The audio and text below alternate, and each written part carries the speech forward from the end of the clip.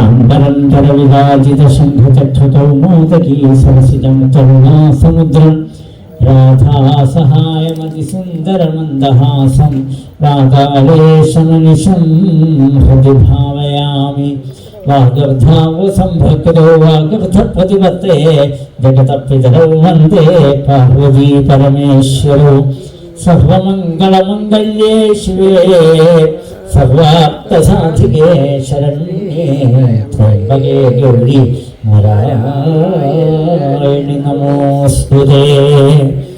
ഓം നമോ ഭഗവതേ വാസുദേവായ. ശ്രീമദ് ഭാഗവതത്തില് ഗുരുവിൻ്റെ മഹിമയാണ് നമുക്ക് പറഞ്ഞു തരാം. എന്താണ് ഗുരു? ഗുരു തന്നെ 4 ഭാവത്തിലുണ്ട് എന്നാണ് പറയാം. ആജ്ഞാരൂപോ ഗുരു സ്മൃത, ആജ്ഞാപിക്കുന്ന ആള് അദ്ദേഹം ഗുരുവാണ്.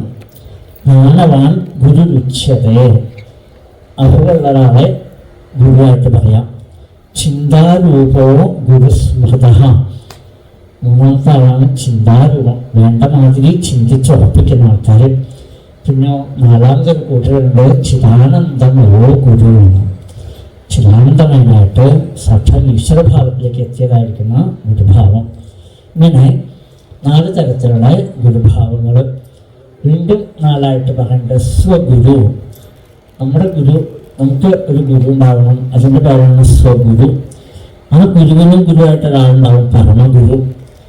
അതിനു മേലെ മറ്റൊരു ഗുരുവുണ്ട് പരമേഷ്ഠ ഗുരു എന്നാണ്, പരമേഷ്ഠി ഗുരു എന്ന് പേര് പറയും. 3ാമതൊരു കൂട്ടറിലൂടെ ഉണ്ട് പരാപര ഗുരു. അപ്പോൾ അത് സാക്ഷാൽ മഹാദേവനാണ്, പരാൽപര ഗുരു. അങ്ങനെ എത്ര തരത്തിലാണ് ഗുരുഭാവം? നമുക്ക് ഇതിലേതെങ്കിലും ഒരു ഭാവത്തിലേക്ക് എത്താൻ പറ്റിയിട്ടുണ്ടോ? ഏതെങ്കിലും ഒരു ഗുരുവിനെ നമുക്ക് ഇതുപോലെ ആശ്രയിക്കാൻ സാധിച്ചിട്ടുണ്ടോ എന്നാണ്. ഇവിടെ ചിദാനന്ദമയനായിരിക്കുന്ന ഒരു ഗുരുനാഥനെ ആർക്ക് കിട്ടി? പരീക്ഷത്തിന് കിട്ടി. എന്തുകൊണ്ടാണെന്നറിയോ? ജന്മങ്ങളെ കൊണ്ടുള്ള വാസനകൾ എത്ര ജന്മങ്ങളായി അദ്ദേഹം സംഭരിച്ചു വെച്ചതായിരിക്കുന്ന സൽവാസനകൾ, അതിൻ്റെ ഫലം അദ്ദേഹത്തിന് എന്തുണ്ടായി? നല്ലൊരു ഗുരു സേവ ചെയ്യാൻ, നല്ലൊരു ഗുരുനാഥൻ്റെ പാദങ്ങളെ ആശ്രയിക്കാൻ, വേണ്ടതായിരിക്കുന്ന വിരാഗത്തിലേക്ക് വരാൻ, താൻ ആരാണെന്ന് അറിയാൻ ഒക്കെ അദ്ദേഹത്തിന് സാധിച്ചതാണ്. അപ്പോൾ എപ്പോഴും നമുക്ക് വിവേകത്തോടു കൂടി ഉള്ള ഒരു മനസ്സിനുടമയായി തീരണമെന്ന് ഭാഗവതം നമ്മളോട് പറയണം. വിവേകരഹിതമായിരിക്കുന്ന മനസ്സാണോ അവർക്കാണ് ദുഃഖം അനുഭവിക്കേണ്ടി വന്ന വഴ. നമുക്കൊക്കെ എന്തുണ്ടെന്ന് വെച്ചാൽ അറിവുണ്ട്. ഇവിടെ ഇരിക്കുന്ന ഓരോരുത്തരെയും നോക്കിയാൽ നമുക്കറിയാം എത്രയോ അറിവ് നേടിയവരാണ് ഇവിടെ ഇരിക്കുന്നവരൊക്കെ. ഓരോരുത്തർക്കും ഓരോ തരത്തിലുള്ള അറിവാണ്. പക്ഷേ എന്തില്ല, നമുക്ക് അറിവുണ്ടായിട്ടും പ്രയോജനമില്ല. അത് തിരിച്ചറിവ് വേണം. അതിൻ്റെ പേരാണ് വിവേകം എന്ന് നമ്മൾ പേര് പറയുക. കുറേ അറിഞ്ഞിട്ടുണ്ട് അത്ര, എന്നിട്ടും ജീവിതത്തിൽ തോറ്റുപോയ ആളുകളെ കാണില്ലേ? എത്രയോ വിദ്യാഭ്യാസം നേടിയ ആൾക്കാർ, എന്തെല്ലാം പാണ്ഡിത്യം നേടിയ ആൾക്കാർ, എന്നിട്ടും എന്ത് ചെയ്യണം? ജീവിതത്തിൽ അവർ അമ്പയെ പരാജയപ്പെട്ടു പോകും. എന്തുകൊണ്ടാണെന്ന് വെച്ചാൽ തിരിച്ചറിവില്ലായ്മ. അതുകൊണ്ട് നമുക്ക് എന്ത് വേണം? ആ തിരിച്ചറിവ് നമുക്ക് ഉണ്ടാവണം. എന്താണ് തിരിച്ചറിവ്? എല്ലാം നശിക്കുന്നുള്ളൊരു അറിവ് നമുക്ക് ആദ്യം ഉണ്ടാവണം. ഈ ലോകം തന്നെ അനിത്യം അസുഖം ലോകം എന്നാണ്. ഈ ലോകം ഒരിക്കലും നിലനിൽക്കുന്നതല്ല. ഇന്നലെ ഉണ്ടായില്ല, ഇന്നുണ്ട്, നാളെ ഉണ്ടായിക്കൊള്ളുന്നില്ല. അതുകൊണ്ട് ഇന്നലെ ഇല്ലാത്തത് ഇന്ന് കാണുന്നുണ്ടെങ്കിൽ അത് നാളെ ഇല്ല എന്നുള്ള ഒരു ഉറപ്പാണ്. അതിൽ ഭ്രമം വെച്ചുകൊണ്ടിരിക്കുക, മനസ്സ് അതിൽ ലയിച്ചിരിക്കുക, അത് പാടില്ല എന്നാണ്. പരീക്ഷത്തിന് തൻ്റെ പിതാമഹന്മാരായിരിക്കുന്ന പാണ്ഡവന്മാരെല്ലാം ഭഗവാൻ കൂടെ ഉണ്ടായിട്ടും അവരെല്ലാം ആ ഭഗവാന്റെ തന്നെ ഭജിച്ചുകൊണ്ട്, ഭഗവാനെ തന്നെ ധ്യാനിച്ചുകൊണ്ട് എല്ലാ സൗഭാഗ്യങ്ങളുടെ നടുക്ക് കിടക്കുമ്പോഴും അവർ കണ്ണൻ്റെ പാദങ്ങളെ തന്നെ ആശ്രയിച്ചുകൊണ്ട് കണ്ണൻ്റെ പാദത്തിലേക്ക് എത്തി. കൗരവരാണെങ്കിലോ അവരും ഇതേപോലെ തന്നെയായിരുന്നു. പക്ഷേ അവരൊരിക്കൽ പോലും ഈശ്വര ഭജനം ചെയ്തില്ല, ഭഗവാനെ ആശ്രയിച്ചില്ല. അതുകൊണ്ട് 101 സഹോദരങ്ങൾ ഉണ്ടായിട്ടും ഒരെണ്ണത്തിന് പോലും ജീവിക്കാൻ പറ്റില്ല എന്നാണ്. എല്ലാത്തിനും തല്ലിക്കൊന്നു. എല്ലാവർക്കും അതികഠിനമായിരിക്കുന്ന മരണം ഏൽക്കേണ്ടതായിട്ട് വന്നു. ഭാഗവതം നമ്മളോട് പറയാം, ഭഗവാനെ ഭജിക്കുന്ന സമയത്ത് പാണ്ഡവന്മാർ ധാരാളം പരീക്ഷണങ്ങൾ നേരിടേണ്ടി വന്നു. എല്ലാം നേരിടുമ്പോഴും ഭഗവാൻ കൂടെ നിന്നു അവരുടെ. യാതൊരു ബുദ്ധിമുട്ടുമില്ലാതെ കണ്ട് പോകേണ്ട സമയമായപ്പോൾ പാമ്പ് പടം പൊഴിക്കുന്നത് പോലെ തൻ്റെ ശരീരം വിട്ടിട്ട് അവരെല്ലാം കണ്ണൻ്റെ ഭാഗത്തെത്തി. മറ്റുള്ളവർക്കൊന്നും അങ്ങനെ എത്താൻ പറ്റില്ല. കവലോലെല്ലാം അടിച്ചടിച്ച് കൊള്ളേണ്ടി വന്നു. എത്രയോ ദുഃഖത്തോടു കൂടിയിട്ടാണ്, എത്രയോ വേദന എടുത്തിട്ടാണ് അവരൊക്കെ മരിക്കേണ്ടായത്. ഇത് ഭാഗവതം നമുക്ക് പറഞ്ഞു തരാം. അതുകൊണ്ട് തന്നെ ഈശ്വരഭജനം നമുക്ക് ചെയ്യുന്നത് എന്തിനു വേണ്ടിയിട്ടാണ്? അനായാസേന മരണം വിന. നമുക്ക് വേണ്ടത് അതാണ്. എന്നായാലും പോവാതെ കൊണ്ട് പറ്റില്ല. പോകുമ്പോൾ എന്തെന്നില്ലാത്ത ദുഃഖങ്ങളും വേദനകളും മറ്റുള്ളവർക്ക് കൂടി ദുരിതങ്ങൾ ഉണ്ടാക്കിയിട്ടാണോ പോകേണ്ടത്? അതല്ല, അനായാസേന പോകാറാണ്. നമുക്ക് ആർക്കും ഒരു ബുദ്ധിമുട്ടില്ലാണ്ട് കൃഷ്ണാന്ന് വിളിച്ചുകൊണ്ട് ആ പാദത്തിലേക്ക് എത്താറാണ് പരീക്ഷത്തിന്. അതുകൊണ്ട് തന്നെ ഒന്നിനോടും അദ്ദേഹത്തിന് മോഹം ഉണ്ടായില്ല. തൻ്റെ ഗ്രഹം, തൻ്റെ ഭാര്യ, തൻ്റെ മക്കള്, എത്രയോ ആനകള്, കുതിരകള്, എത്രയോ ഭണ്ഡാരങ്ങള്, ഇങ്ങനെ നോക്കിയാൽ ഈ ഭൂമിയെ മുഴുവനും പരിപാലിക്കുന്ന ഒരു ചക്രവർത്തിക്ക് എന്തെല്ലാം ഭൗതികമായിട്ടുള്ള നേട്ടങ്ങളുണ്ടായിരുന്നു. പക്ഷെ അദ്ദേഹത്തിന് അറിയാം, ഇതൊന്നും ഞാൻ വന്നപ്പോൾ കൊണ്ടുവന്നതല്ല. നമ്മളൊക്കെ അമ്മയുടെ വയറ്റിൽ നിന്ന് പോന്നപ്പോൾ കൈ ചുരുട്ടിയല്ലേ പോകുന്നത്. പോകുന്ന സമയത്ത് കൈ രണ്ടും കൂടെ ഇങ്ങനെ വെച്ചിട്ട് കൂട്ടിക്കെട്ടി വിടും മക്കള്. ഒരിക്കലും ഒന്നും കൊണ്ടുവന്നിട്ടില്ല, ഒന്നും കൊണ്ടുപോകാൻ സാധിക്കില്ല. കൈമ കിടക്കുന്ന ഒരു മോതിരം ഉണ്ടെങ്കിൽ അതും കൂടി അവിടെ അഴിച്ചെടുത്തിട്ട് നമ്മളെ പറഞ്ഞു വിടുള്ളൂ. അച്ഛൻ്റെ കൈമ കിടക്കുന്ന മോതിരം അച്ഛൻ അതുകൊണ്ട് പൊക്കട്ടെ എന്ന് വിചാരിക്കും മക്കള് ഒരിക്കലും വിചാരിക്കില്ല. അപ്പോൾ ഒന്നും കൊണ്ടുപോകാനും പറ്റില്ല, ഒന്നും കൊണ്ടുവന്നിട്ടില്ല. അപ്പോൾ എല്ലാം ആരുടെയാണ്? ഈ ലോകം മുഴുവനും എൻ്റെയെന്ന് ഞാൻ വച്ചുകൊണ്ടിരിക്കുന്ന ഈ ഭൂമിയും ഈ സമ്പത്തുമെല്ലാം ഇവിടെ തന്നെയുള്ളതാണ്. ഇതൊന്നും ഞാൻ കൊണ്ടുവരാത്തിടത്തോളം കാലം എനിക്ക് എന്തിനാണ് അതിലൊക്കെ അവകാശം ഉന്നയിക്കുന്നത്? ഈ ഒരു ബോധത്തോട് കൂടിയിട്ട് ഉള്ള പരീക്ഷത്തിന് അതുകൊണ്ട് തന്നെ ആ ശേഷുക ബ്രഹ്മർഷി പറഞ്ഞു, ആയുസ്സു പോകുന്നതേതുമറിവില്ല, മായാസമുദ്രത്തിൽ മുങ്ങിക്കിടക്കയാൽ. നമ്മളൊക്കെ അങ്ങനെയാണ്. ഈ മായാസമുദ്രത്തിൽ മുങ്ങിക്കിടക്കണം. ഇതെല്ലാം എൻ്റെ, ഇതെല്ലാം എൻ്റെ, ഇതെല്ലാം എനിക്ക്, ഇതൊക്കെ ഞാനാണ് എന്നുള്ള മട്ടിൽ കെട്ടിപ്പിടിച്ചിരിക്കുമ്പോൾ ഇതെല്ലാം ഉപേക്ഷിച്ചിട്ട് പോകണം. നമുക്കൊരു ദിവസം വേണ്ടേ? നാട്ടുകാർ, വീട്ടുകാർ, കൂട്ടുകാരൊക്കെയും വിട്ടുപിരിയുന്ന ആ ദുഃഖവേളയിൽ നാവു കുഴയാതെ നാമം ജപിക്കുവാൻ സാധിച്ചിടണമേ നാരായണ ഹരേ. എല്ലാവരും നമ്മളെ ഉപേക്ഷിക്കും ഒരു ദിവസം. ആ പോകുന്ന സമയത്ത് എല്ലാവർക്കും ഭാരമായി തീരാതെ കണ്ട് കണ്ണന്റെ ശ്രീപാദത്തിലേക്ക് എത്തിച്ചേരണം. അതുകൊണ്ട് അദ്ദേഹം എല്ലാം വിട്ടുകൊണ്ട് പരമ ഗുരുനാഥനെ ആശ്രയിച്ചപ്പോൾ മരണാസന്നനായിരിക്കുന്ന ഒരാൾ ആരെയാണ് ഭജിക്കേണ്ടത്, ആരെയാണ് കീർത്തിക്കേണ്ടത്, എന്താണ് ചെയ്യേണ്ടത്, എന്താണ് ചെയ്യാൻ പാടില്ലാത്തത്? എത്ര സന്തോഷമായി അദ്ദേഹത്തിന്. അദ്ദേഹം പറഞ്ഞു, സാധാരണ ജനങ്ങളെല്ലാം നേരം വിളിച്ചായാൽ എഴുന്നേക്കുന്നു, വൈകുന്നേരം ആകുന്നത് വരെ എന്തൊക്കെയോ ജോലികൾ ചെയ്യുന്നു. കുടുംബം പോട്ടല്ലേ, കുടുംബഭരണം എന്ന ഒരു വലിയ ചുമടെടുത്ത് തലയിൽ വെച്ച് നമ്മളിങ്ങനെ ആരൊക്കെയോ ആണ്, എന്തൊക്കെയാണ്, ഞാനാണ് കുടുംബത്തിന്റെ നാഥൻ, നാഥ എന്നൊക്കെ പറഞ്ഞ് നമ്മളിങ്ങനെ കഷ്ടപ്പെടുകയാണ്. വൈകുന്നേരം സന്ധ്യയ്ക്ക് വന്നു, കുളിച്ചു, ആഹാരം കഴിച്ചു, വീണ്ടും കിടന്നുറങ്ങി. ഇങ്ങനെ ഓരോ ദിവസവും നമ്മളിങ്ങനെ പോയിക്കൊണ്ടിരിക്കുക. 2025 ഏപ്രിൽ ആയി കഴിഞ്ഞാലേ ഇപ്പൊ തീരും. ഡിസംബർ 31 ഇപ്പൊ വരും. എത്ര പെട്ടെന്നാണ് വർഷങ്ങളിങ്ങനെ പോയിക്കൊണ്ടിരിക്കുക. ഇന്നലെ കഴിഞ്ഞില്ലേ, സപ്താഹം തുടങ്ങിയിട്ട് 3ാമത്തെ ദിവസമായി അല്ലേ? ഇപ്പൊ തീരും. പറഞ്ഞിരിക്കാതെ 21-ാം തീയതി ആവും. വളരെ വേഗത്തിൽ ഇത് ചാടി പോവാണ്. അപ്പോ ഇനി നമുക്ക് ഇപ്പൊ നമ്മൾ രാവിലെ 6:30 മണിക്ക് ഇവിടെ സഹസ്രനാമം തുടങ്ങി. ഇനി 6:30 മണിക്ക് നമുക്ക് ഇനി തിരിച്ചു പോകാൻ പറ്റുമോ? വാച്ച് തിരിച്ചു വെക്കാന്നല്ലാതെ കൊണ്ട് ഇനി നമ്മുടെ ജീവിതത്തിൽ ഒരിക്കലും ഈ രാവിലത്തെ സമയത്തിലേക്ക് നമുക്ക് പോകാൻ പറ്റില്ല. ഓരോ നിമിഷവും നമ്മൾ പോയിക്കൊണ്ടിരിക്കുന്നത് മരണമാകുന്ന ആ മഹാസർപ്പത്തിന്റെ വായിലേക്കാണ്. ആ ചിന്ത നമുക്കില്ല എന്നാണ്. നമ്മുടെ ധാരണ എന്താണെന്നറിയോ? ഈ വർഷം കഴിഞ്ഞു, അടുത്ത വർഷമുണ്ട്, എൻ്റെ പിന്നത്തെ വർഷമുണ്ട്. നമ്മളിങ്ങനെയല്ല വിചാരിക്കുക. വന്നു ഓണം, കഴിഞ്ഞു വിഷു എന്നും, വന്നില്ലല്ലോ തിരുവാതിര എന്നും, കുംഭമാസത്തിലാകുന്നു നമ്മുടെ ജന്മനക്ഷത്രമശ്വതി നാളെന്നും, ശ്രാദ്ധമുണ്ടാഹോ വൃശ്ചിക മാസത്തിൽ, സദ്യയൊന്നുമേളുവതില്ലിനി എന്നും, യുദ്ധമോരോന്നു ചിന്തിച്ചിരിക്കവേ ചത്തുപോകുന്നു പാവം ശിവ ശിവ. നമ്മളൊക്കെ അങ്ങനെ വിചാരിച്ചിരിക്കുകയാണ്. അടുത്ത വർഷമാണ് അടുത്ത പരിപാടി. ഓരോന്നും നമ്മളിങ്ങനെ തീരുമാനിച്ചിരിക്കുമ്പോൾ അതിനൊന്നും കാത്തു നിൽക്കാണ്ട് കല്യാണം വന്ന് നമ്മളെ കൊണ്ടുപോകും അല്ലേ. ഇവിടെ പറഞ്ഞു ആ മരണം എന്നൊരവസ്ഥ അതാണ് സത്യമായിട്ടുള്ളത്. അത് നിഴല് പോലെ നമ്മുടെ കൂടെ നടന്നിട്ടും നമുക്കത് മനസ്സിലാക്കാൻ സാധിക്കണില്ല. അയൽവക്കക്കാരൻ മരിച്ചു പോകുമ്പോൾ അവിടെ പോയി നിൽക്കും, കുറച്ചു നേരം അവിടെ പോയി നിൽക്കും, തേങ്ങാമുടിയൊക്കെ പൊട്ടിച്ച് വെച്ചിട്ടുണ്ട്, ആ ജലത്തിനെ പ്രദക്ഷിണം വെച്ച് നമസ്കരിച്ചു പോകുന്നു.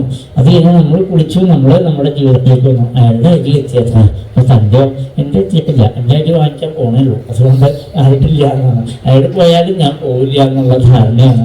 അടുത്ത നമ്മുടെ അടുത്തേക്ക് വന്നുകൊണ്ടിരിക്കുകയാണ് ആളല്ലേ.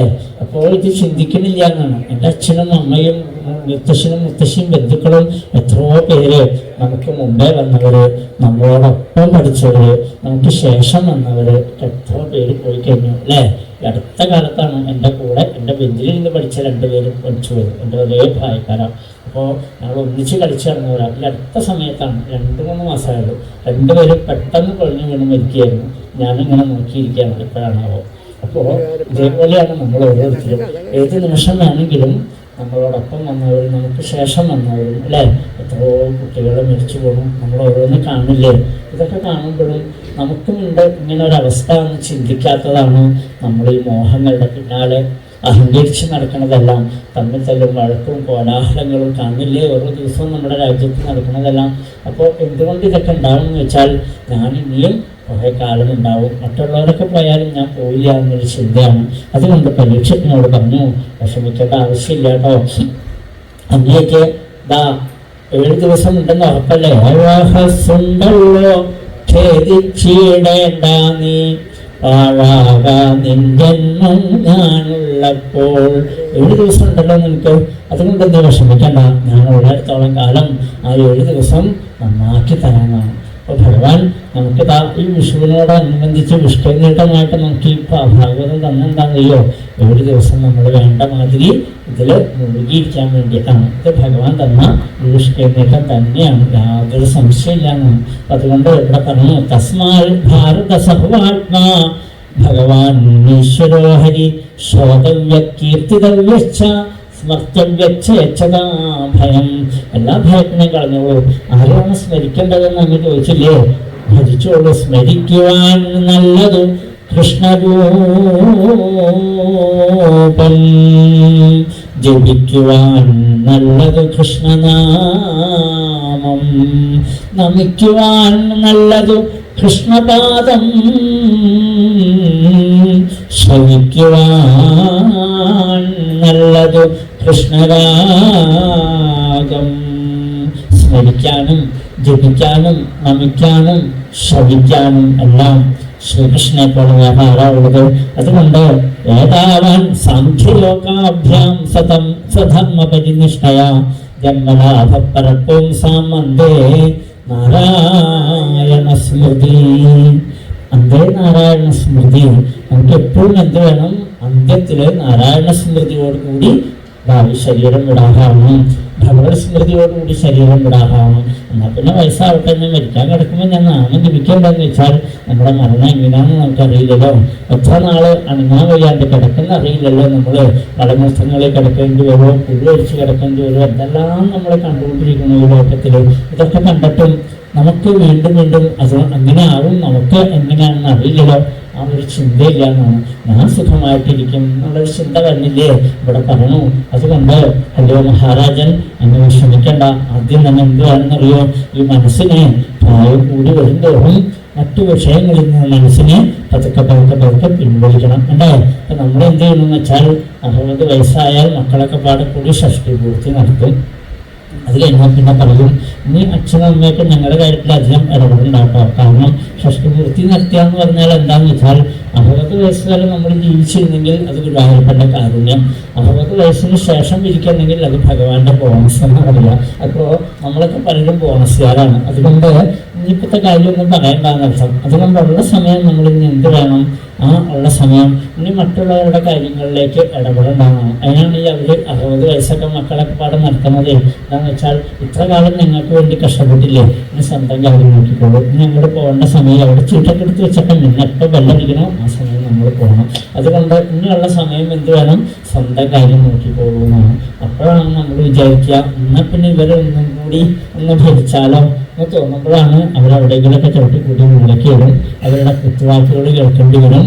അനാഥാലയങ്ങളിൽ കൊണ്ടാകുന്നു, വൃദ്ധസദനത്തിൽ കൊണ്ടാകുന്നു, എന്തെല്ലാം കോലാഹലങ്ങൾ ഗുരുവായൂർ കൊണ്ട് നടത്തള്ളണം അല്ലേ, ഒക്കെ നമ്മൾ കാണില്ലേ. അപ്പോൾ ഈ ഒരവസ്ഥ നമുക്ക് വരാണ്ടിരിക്കണമെങ്കിൽ നമ്മുടെ കൂടെ ആരുണ്ടോ, ഭഗവാൻ ഉണ്ടോ എന്ന് തീരുമാനിക്കണം ഉണ്ടാവും. അപ്പോൾ ഇനിയുള്ള സമയം നമുക്ക് അതിന് മാത്രമേ സമയമുള്ളൂ. അതുകൊണ്ട് ഇന്ന് വിഷയം വേണം. മനസ്സിൽ ആരെക്കുറിച്ച് എന്തിനെക്കുറിച്ചൊക്കെ നമുക്ക് ചിന്തകളുണ്ടാവും, ആ ചിന്തകളൊക്കെ പതുക്കെ ഒഴിവാക്കിയിട്ട് ആ മനസ്സിലേക്ക് ആരെ കൊണ്ടുവരണം, കണ്ണനെ കൊണ്ടുവരാൻ. നമുക്ക് ഇനി കൃഷ്ണനേ ഉള്ളൂ, അല്ല ഇനി കൃഷ്ണനോടല്ല നമുക്ക് ഇഷ്ടം ഭഗവതിയോടാണോ, ആയിക്കോട്ടെ അമ്മയെ ധ്യാനിച്ചോളൂ, കൊടുങ്ങല്ലൂരിനെ ചോറ്റാനിക്കലിനെ മൂകാംബിയോ ആരാണെന്ന് വെച്ചാൽ ഏത് ഭഗവതിയാണെങ്കിലും വേണ്ടില്ല ആ രൂപത്തിനെ ഉള്ളിലേക്ക് കൊണ്ടുവരാം. ഇനി അതല്ല ഗണപതിയോടാണ് ഇഷ്ടം, അത് മതി. എല്ലാം ബ്രഹ്മത്തിൻ്റെ പര്യായങ്ങളാണ്, എല്ലാം ബ്രഹ്മത്തിൻ്റെ സ്വരൂപങ്ങളാണ്. ഏത് വഴി കൂടെ പോയാലും ഇവിടേക്ക് എത്താം എന്നുള്ള മാതിരി ഏതേത് വഴികളും എല്ലാം ഒരേ ഒരു ഈശ്വരങ്ങളിലേക്ക് എത്താനുള്ളതാണ് അല്ലേ. സർവദേവ നമസ്കാരം കേശവം പ്രതി ഗച്ഛതി എന്നാണ്. ഏത് ദേവനെ നമസ്കരിച്ചാലും ചെന്നെത്തുന്നതെല്ലാം ഒരേ ഒരു ബ്രഹ്മത്തിലേക്ക് തന്നെയാണ്. അതുകൊണ്ട് അങ്ങനെ ചെയ്തുകൊള്ളൂ എന്ന് പറഞ്ഞുകൊണ്ട് അദ്ദേഹം ആദ്യം തന്നെ എന്താ പറഞ്ഞറിയോ, ഈ പ്രപഞ്ചം മുഴുവനും ഈശ്വരമയമാണ് മനസ്സിലാക്കി കാണുന്നതെല്ലാം ഭഗവാന്റെ സ്വരൂപമായിട്ട് നമുക്ക് ആദ്യം കാണാറാണ്. പാതാളമേതസ്യപാതമൂഢം പടന്തിഭാഷ്ണിഭവതേ രസാതലം മഹാതലം വിശ്വസജോതകുൽഭൂതലാതലം വൈ പുരുഷസ്യ ജംഘേ. പാതാളം മോൾക്ക് സത്യലോകം വരെ 14 ലോകങ്ങളും നടന്നു നിൽക്കുന്നത് ഒരേ ഒരു ഈശ്വരൻ തന്നെയാണെന്നുള്ളൊരു ഭാവം നമുക്ക് ആദ്യം ഉണ്ടാവണം.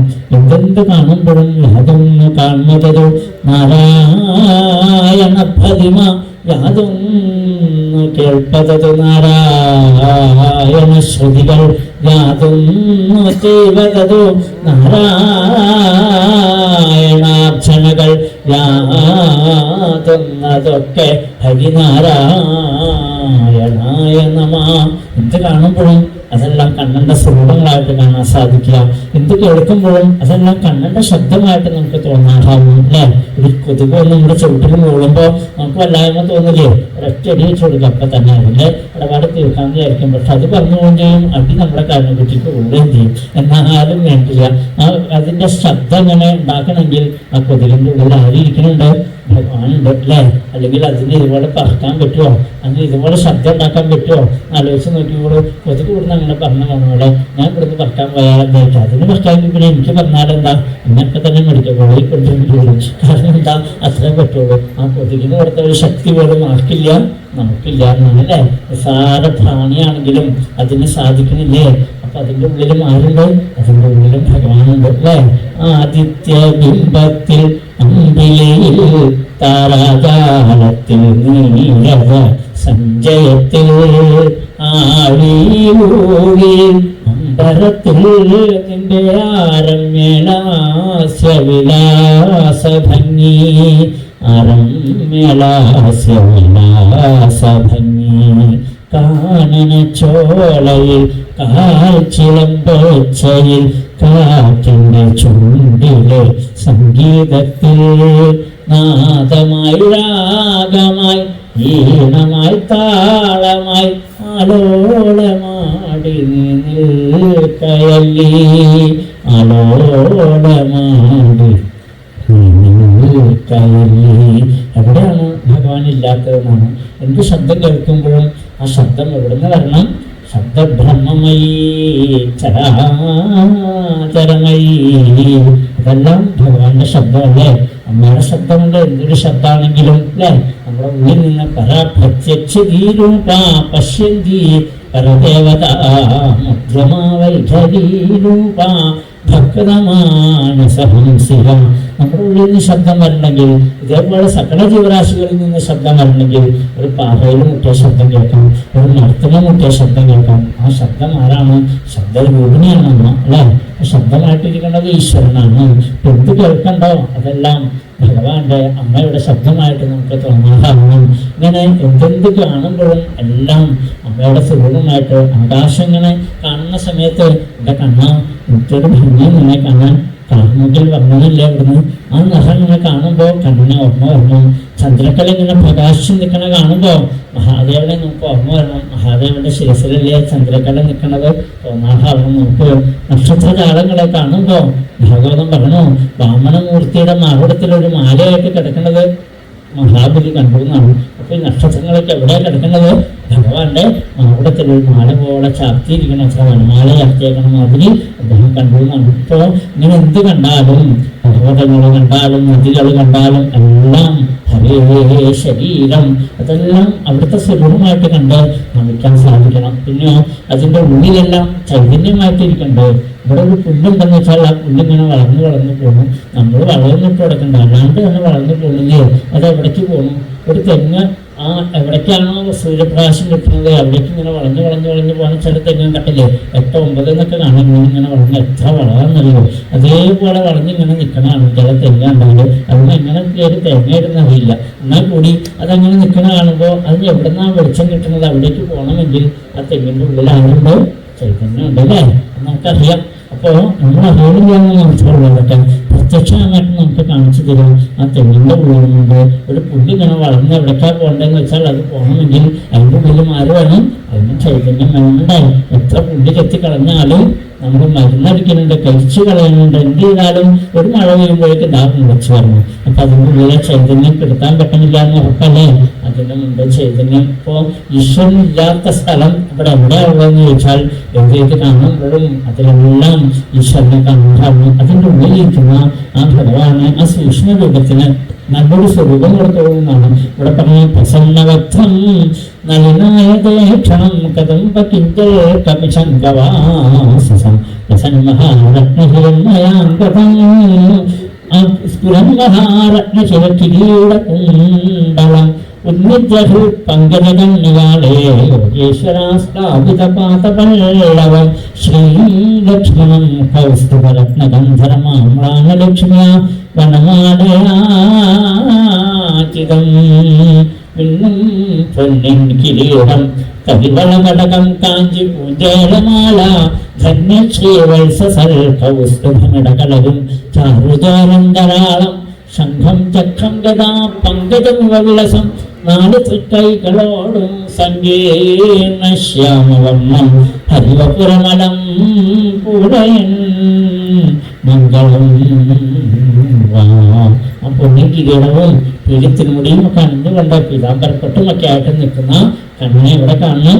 ഏത് കാണുമ്പോഴും അതിൽ കാണാതാവുന്നല്ലേ, അതിന് പാകത്തിന് നമ്മുടെ മനസ്സ് വരണം. നമുക്ക് എന്തേ അത് വരാത്തെന്നറിയോ? നമ്മളിങ്ങനെ കാമ്യഭജനമായിട്ട് നടക്കുക. കാമ്യഭജനം എന്ന് പറഞ്ഞാൽ എന്താ? 2 തരത്തിലാണ് ഭജനം. ഒന്ന് കാമ്യഭജനം, ഒന്ന് നിഷ്കാമഭജനം. കാമ്യഭജനം എന്ന് പറഞ്ഞാൽ എന്താ? ഓരോ കാര്യത്തിനായിട്ട് ഓരോരോ ദേവന്മാരെ ആശ്രയിക്കണം നമ്മളല്ലേ. ആ ദാമ്പത്യാർത്ഥം ഉമാപതിയും ദാമ്പത്യം നേരെയാവൻ മഹാദേവന്റെ അടുത്തേക്ക് പോകും. യുദ്ധങ്ങൾ തേരാൻ ഗണപതിയുടെ അടുത്തേക്ക് പോകും. ഇനി കല്യാണം നൽകാൻ പാർവതിയുടെ അടുത്തേക്ക് പോകും. ഇങ്ങനെ ഓരോരുത്തരായിട്ട് നമ്മൾ കുറേ പേര് ഓരോരുത്തർക്ക് ഓരോ ഡിപ്പാർട്ട്മെന്റ് തീരുമാനിച്ചു കൊടുത്തിട്ടുണ്ട്. നമ്മൾ ഓരോ ദിവസങ്ങളും കൊടുത്തിട്ടുണ്ട്. നമ്മളൊക്കെ അങ്ങനെയുള്ളവരാണ് അല്ലേ. വ്യാഴാഴ്ച ദിവസം കൃഷ്ണന്റെ അമ്പലത്തിൽ പോകാൻ പാടുള്ളൂ, ശനിയാഴ്ച ദിവസം ശിവന്റെ അമ്പലത്തിൽ പോകാൻ പാടുള്ളൂ. ഇങ്ങനെയൊക്കെയാണ്. വെള്ളിയും ചൊവ്വയും മാത്രമേ ഭഗവതിയുടെ അമ്പലത്തിൽ പോകാൻ പാടുള്ളൂ. ഞായറാഴ്ച എന്താ പരിപാടി? ഞായറാഴ്ച പ്രത്യേകിച്ച് പരിപാടി ഒന്നുമില്ല, ഒന്നിങ്ങളാണ് അന്നത്തെ പരിപാടി, അന്ന് പൊതുവെള്ളൂ. അപ്പോൾ ഇങ്ങനെ നമ്മൾ ഓരോരുത്തർക്ക് ഓരോ ദിവസങ്ങൾ ഉണ്ടാക്കി കൊടുത്തുണ്ടായി. എന്തിനൊക്കെ ഇങ്ങനെയൊക്കെ പോകണമെന്ന് വെച്ചാൽ ഓരോരോ കാര്യങ്ങൾക്ക് വേണ്ടി കാമ്യ ഉപാസനമാണ് പേരുള്ളത്. നമ്മുടെ ആഗ്രഹങ്ങൾ സാധിക്കാൻ ഓരോരോ ദേവന്മാരുടെ അടുത്തേക്ക് പോകുന്നു. അപ്പോൾ ശേഷബ്രഹ്മർഷി പറയാം, പരീക്ഷത്തെ അങ്ങനെ ആവരുതെന്നാണ്. കാരണം എല്ലാ ദേവന്മാരും എവിടെ നിന്നു നിൽക്കുന്നു? ഈ അടുത്തിരിക്കുന്ന ആളുടെ അടുത്തുണ്ട് അല്ലേ. ഈ മുകളിൽ ദേവയുടെ ഭഗവാനാണ് ശിവനായിട്ടും ഗണപതിയായിട്ടും എല്ലാം ഇരിക്കണത്. അപ്പൊ ഈ കണ്ണനെ ഭരിച്ചാൽ നമുക്ക് കിട്ടില്ലേ? എല്ലാം നമുക്ക് തരും അല്ലേ. എന്റെ തലത്തേക്കും അലഭ്യം ഭാഗവതന്റെ വാക്ക്. എന്തേ നമുക്ക് കിട്ടാത്തത്? അലഭ്യമായിട്ട് എന്തേ ഉള്ളൂ? ഈ ഭഗവാനെ കൂടെ ആശ്രയിച്ചാൽ മാത്രം മതിയെന്നാണ്. എന്തൊക്കെയാണോ നമുക്ക് മോഹം, ആ മോഹങ്ങളൊക്കെ നമുക്ക് സാധിച്ചു തരും. ഇനി എന്തെങ്കിലും പറയേണ്ട ആവശ്യമുണ്ടോ ഭഗവാനോട്? അതുമില്ല. സർവഭൂതാത്മജസ്താർത്ഥമൽ തസ്യാഗമന കാരണം നമ്മൾ ഓരോരുത്തരും ഇവിടെ വന്നിരിക്കുന്നത് എന്തിനാണ്, ഈ മതക്കാലത്തേക്ക് വന്നത് എന്തിനാണെന്നൊക്കെ നമ്മൾ അറിയാതെ കൊണ്ട് തന്നെ സർവഭൂതാത്മദൃഷ്ടാണ് ഭഗവാൻ. സകല ആളുകളുടെയും ഉള്ളിൽ, സകല ജീവരാശികളുടെയും ഉള്ളിൽ ഇരുന്നുകൊണ്ട് എല്ലാം കാണുന്നവനാണ് ഭഗവാൻ അല്ലേ. കാണുന്ന ഭഗവാന് എല്ലാം അറിയാൻ സാധിക്കില്ലേ? എല്ലാം അറിഞ്ഞുകൊണ്ടാണ് ഭഗവാൻ ഇരിക്കുന്നത്. അത് നമുക്ക് ബോധമില്ല എന്നാണ്. അപ്പൊ അതുകൊണ്ട് ഇവിടെ ഭാഗവതം നമ്മളോട് പറഞ്ഞു തരുന്നു. അതുകൊണ്ട് എന്താ വേണ്ടെന്നറിയാം, ആ ഭഗവാനെ സേവിക്കാം, ഒന്നും ചോദിക്കേണ്ട ആവശ്യമില്ല എന്നാണ്. അപ്പോൾ ഒരു യാചകനായിട്ട് ഒരിക്കലും ഭഗവാന്റെ മുമ്പിൽ പോയി നിൽക്കരുത്. മഹാപ്രഭുവിന്റെ മുമ്പിൽ എനിക്ക് എന്തെങ്കിലും വേണം എന്ന് പറഞ്ഞ് യാചകനെ പോലെ നിൽക്കാനാണ് വേണ്ടത്. പിന്നെയോ എപ്പോഴും പ്രാർത്ഥന മാത്രമേ പാടുള്ളൂ. പ്രാർത്ഥിക്കുക എന്ന് പറഞ്ഞാൽ എന്താ? പ്രകർഷണ അർത്ഥന. ഒരിക്കലും അതിൽ യാചന കടന്നു വരുന്നത് എനിക്കത് തരുമോ, എനിക്കിത് തരുമോ, ഇങ്ങനെയൊക്കെയല്ലേ നമ്മുടെ ചോദ്യങ്ങൾ. എന്തൊക്കെയാ ചോദിക്കണമെന്ന് കണക്കില്ല. ഇങ്ങനെ പറഞ്ഞ് ഭഗവാന് തന്നെ തോന്നി ചില സമയത്ത് ഇരിക്കുന്നുണ്ടായിരുന്നു ഇവിടെ. ഇതേപോലെയൊക്കെ ആയാൽ ഒരു വലിയ ബുദ്ധിമുട്ടാണ് അല്ലേ. നമ്മളൊരാൾ പറഞ്ഞ മാതിരി ചേച്ചി പറഞ്ഞു, എനിക്ക് അങ്ങനെ ഒരു മോഹമൊന്നുമില്ല, ഞാനൊരു മോഹം മാത്രമേ ഭഗവാനോട് പറയാറുള്ളൂ. എൻ്റെ സ്വന്തം ശമ്പളം കൊണ്ട് ഉണ്ടാക്കിയ ഗൃഹത്തിൽ എൻ്റെ സ്വന്തം കുട്ടി ഇങ്ങനെ താരാട്ട് പാട്ടുപാടി വെക്കണം, ഒരൊറ്റ മോഹം പറയാറുള്ളൂ. അപ്പോൾ എന്താ പറഞ്ഞറിയോ, എൻ്റെ സ്വന്തം ശമ്പളം കൊണ്ട് കിട്ടിയ ആ ശമ്പളം കൊണ്ട് നിർമ്മിച്ച വീട്ടിൽ എൻ്റെ സ്വന്തം കുട്ടിയെ താരാട്ട് പാട്ടുപാടി വെക്കണം. ഇപ്പം എന്താ പരിപാടി? ഇപ്പം ജോലിയൊന്നും ആയിട്ടില്ല. അത് ശരി, ഇപ്പം ജോലി വേണം എന്നാണ് അതിൻ്റെ അർത്ഥം. നല്ല ശമ്പളം കിട്ടുള്ളൂ. അപ്പോൾ വീടില്ലല്ലേ, വീടുണ്ടായിട്ടില്ല, വീടുണ്ടാവണം. അപ്പോൾ കുട്ടിയൊന്നും ഇല്ലല്ലേ, കല്യാണം കഴിഞ്ഞിട്ട് എൻ്റെ കുട്ടി ഉണ്ടാവണം. അപ്പം അതുകൊണ്ട് കല്യാണം കഴിയണം. ഒരൊറ്റ ശ്ലോകം കൊണ്ട് ഭഗവാൻ തന്നെ കഴിഞ്ഞുപോയിന്നാണ്. ഇങ്ങനെയുണ്ട് ഒരു സംശയം അല്ലേ. അപ്പോൾ സ്വന്തം ശമ്പളം കൊണ്ട് ജോലി കിട്ടണം, കല്യാണം കഴിയണം, കുട്ടി ഉണ്ടാവണം, വീടുണ്ടാവണം. എന്തെല്ലാം കാര്യങ്ങളെന്ന് ആലോചിച്ചോളൂ. ഇങ്ങനെ അതിബുദ്ധിമാന്മാരാണ് നമ്മളൊക്കെ. ഇതുപോലെയൊക്കെ ഭഗവാനെ പോലും കുഴപ്പിക്കുന്ന പ്രാർത്ഥനകളൊക്കെ ഉണ്ടാവുന്നതാണ്. നമുക്ക് വേണ്ടത് എന്താണെന്നറിയോ, ഇതൊന്നും ചോദിക്കേണ്ട ആവശ്യമില്ല. നമ്മൾ എന്താണോ നമ്മൾ ഇവിടെ വന്നിരിക്കുന്നത്, എങ്ങനെയാണ് നമ്മുടെ സകല കാര്യങ്ങളും അറിയാവുന്ന ആളാണ് അകത്തിരിക്കുന്നത്. നമ്മൾ പറയുകയും വേണ്ട, പ്രവർത്തിക്കുകയും വേണ്ട, ഭഗവാനെ ആശ്രയിക്കുക, നാമം ജപിക്കുക, പ്രദക്ഷിണം വയ്ക്കുക, നമസ്കരിക്കുക, അത് മാത്രം മതി. അപ്പം തന്നെ എന്താണോ നമുക്ക് വേണ്ടത് വേണ്ടത് തരാൻ കൊച്ചു കുഞ്ഞുങ്ങൾ അമ്മോട് ചോദിച്ചാൽ, അമ്മേ എനിക്ക് ഇന്ന് ഡ്രസ്സ് ഇടണം, ഇന്ന് ആഹാരം വേണം, ഇത്ര സമയത്ത് കിടത്തി ഉറക്കണം, കുട്ടികൾ പറയാറുണ്ടാവും. ഞാൻ പറയാറില്ല, അമ്മയാണ് തീരുമാനിക്കുക അല്ലേ. കുട്ടിയെ എപ്പോൾ എഴുന്നേൽപ്പിക്കണം, എപ്പോൾ കുളിപ്പിക്കണം, ഏത് ഡ്രസ്സ് അണിയണം, എങ്ങനെ ആഹാരം കൊടുക്കണം, എല്ലാം തീരുമാനിക്കണം അമ്മയാണ്. അപ്പോൾ ഈ ഭഗവാന്റെ കഥ ആലോചിച്ച് നോക്കിക്കോളും. എത്രയോ ജീവരാശികൾക്ക് മുഴുവനും അന്നം കൊടുത്തുകൊണ്ട് എല്ലാ വീട്ടിലും പോറ്റി വളർത്തുന്നത് ഭഗവാനല്ലേ. ഒരു കഥ പറയാറുണ്ട്, സാധാരണ മഹാദേവനാണ് എല്ലാവർക്കും അന്നം കൊടുക്കുന്ന ആളെ. എന്നതാണ് പ്രഭു മഹാദേവനായിട്ടാണ് പറയുക. അപ്പോൾ ഒരു ദിവസം പാർവതി ചോദിച്ചു, എത്ര ഉണ്ടാകാൻ കിടക്കുന്നു മഹാദേവ, അവിടെ നിന്ന് അടക്കായി എഴുന്നേറ്റ് പോണത് എന്ന് ചോദിച്ചപ്പോൾ പറഞ്ഞു, മഹാദേവൻ പറഞ്ഞു, പാർവതിക്ക് അറിയില്ലേ, ഞാനല്ലേ ഈ സകല പ്രപഞ്ചത്തിലും സകല പ്രാണികൾക്കും ആഹാരം കൊടുക്കുന്നത്, അല്ലാണ്ട് വേറെ ആരാ കൊടുക്കാനുള്ളത്, ഞാനെ കൊടുത്തിട്ട് വരണത് എന്ന് പറഞ്ഞാൽ അങ്ങനത്തെ ഭഗവാൻ പോവാം. അപ്പോൾ പാർവതിക്ക് ഒരു രസം തോന്നി. പാർവതി എന്ത് ചെയ്യുന്നറിയോ, ഒരു ഉരുളെ പിടിച്ച് ഒരു ചെറിയ ഒരു ചെപ്പിലിട്ട് അടച്ച് അലമാരിയുടെ സാരിയുടെ അടിയിലെടുത്ത് വെച്ച് കൊടുത്താൽ. അപ്പോൾ ഇതിനെങ്ങനെ ആഹാരം കൊടുക്കും മഹാദേവൻ അറിയണ്ടേ. മഹാദേവൻ അറിയാണ്ട് എടുത്ത് വെച്ചതാണ് അത്ര. അത് കഴിഞ്ഞ് മഹാദേവൻ ആഹാരം സർവ്വ പ്രാണികൾക്കും കൊടുത്ത് രാവിലെ വന്നപ്പോൾ പാർവതി ചോദിക്കാം, മഹാദേവ എല്ലാവർക്കും ഇന്ന് പ്രസാദം എന്താ അന്നദാനം കൊടുത്തോ? എല്ലാവർക്കും അന്നം എത്തിച്ചു, ഇനി എത്തിക്കാൻ ഒരാൾക്കും ഇല്ലാന്ന് പറഞ്ഞു.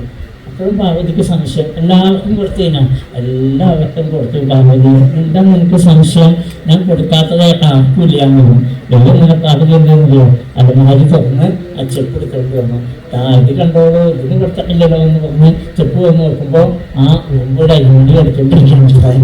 മഹാദേവൻ പറഞ്ഞ് കണ്ടില്ലേ, അതിനകത്ത് ഉണ്ടെന്നാണ്. കാരണം ആർക്കാ കൊടുക്കാത്തത് അല്ലേ. ചോദിച്ചിട്ടൊന്നും വേണ്ടാന്നർത്ഥം. ചോദിക്കാതെ കണ്ട് എവിടെ ഇരുന്നാലും നമുക്ക് വേണ്ടത് നമുക്ക് കിട്ടും. അതിന് നമുക്ക് എന്തേ വേണ്ടു?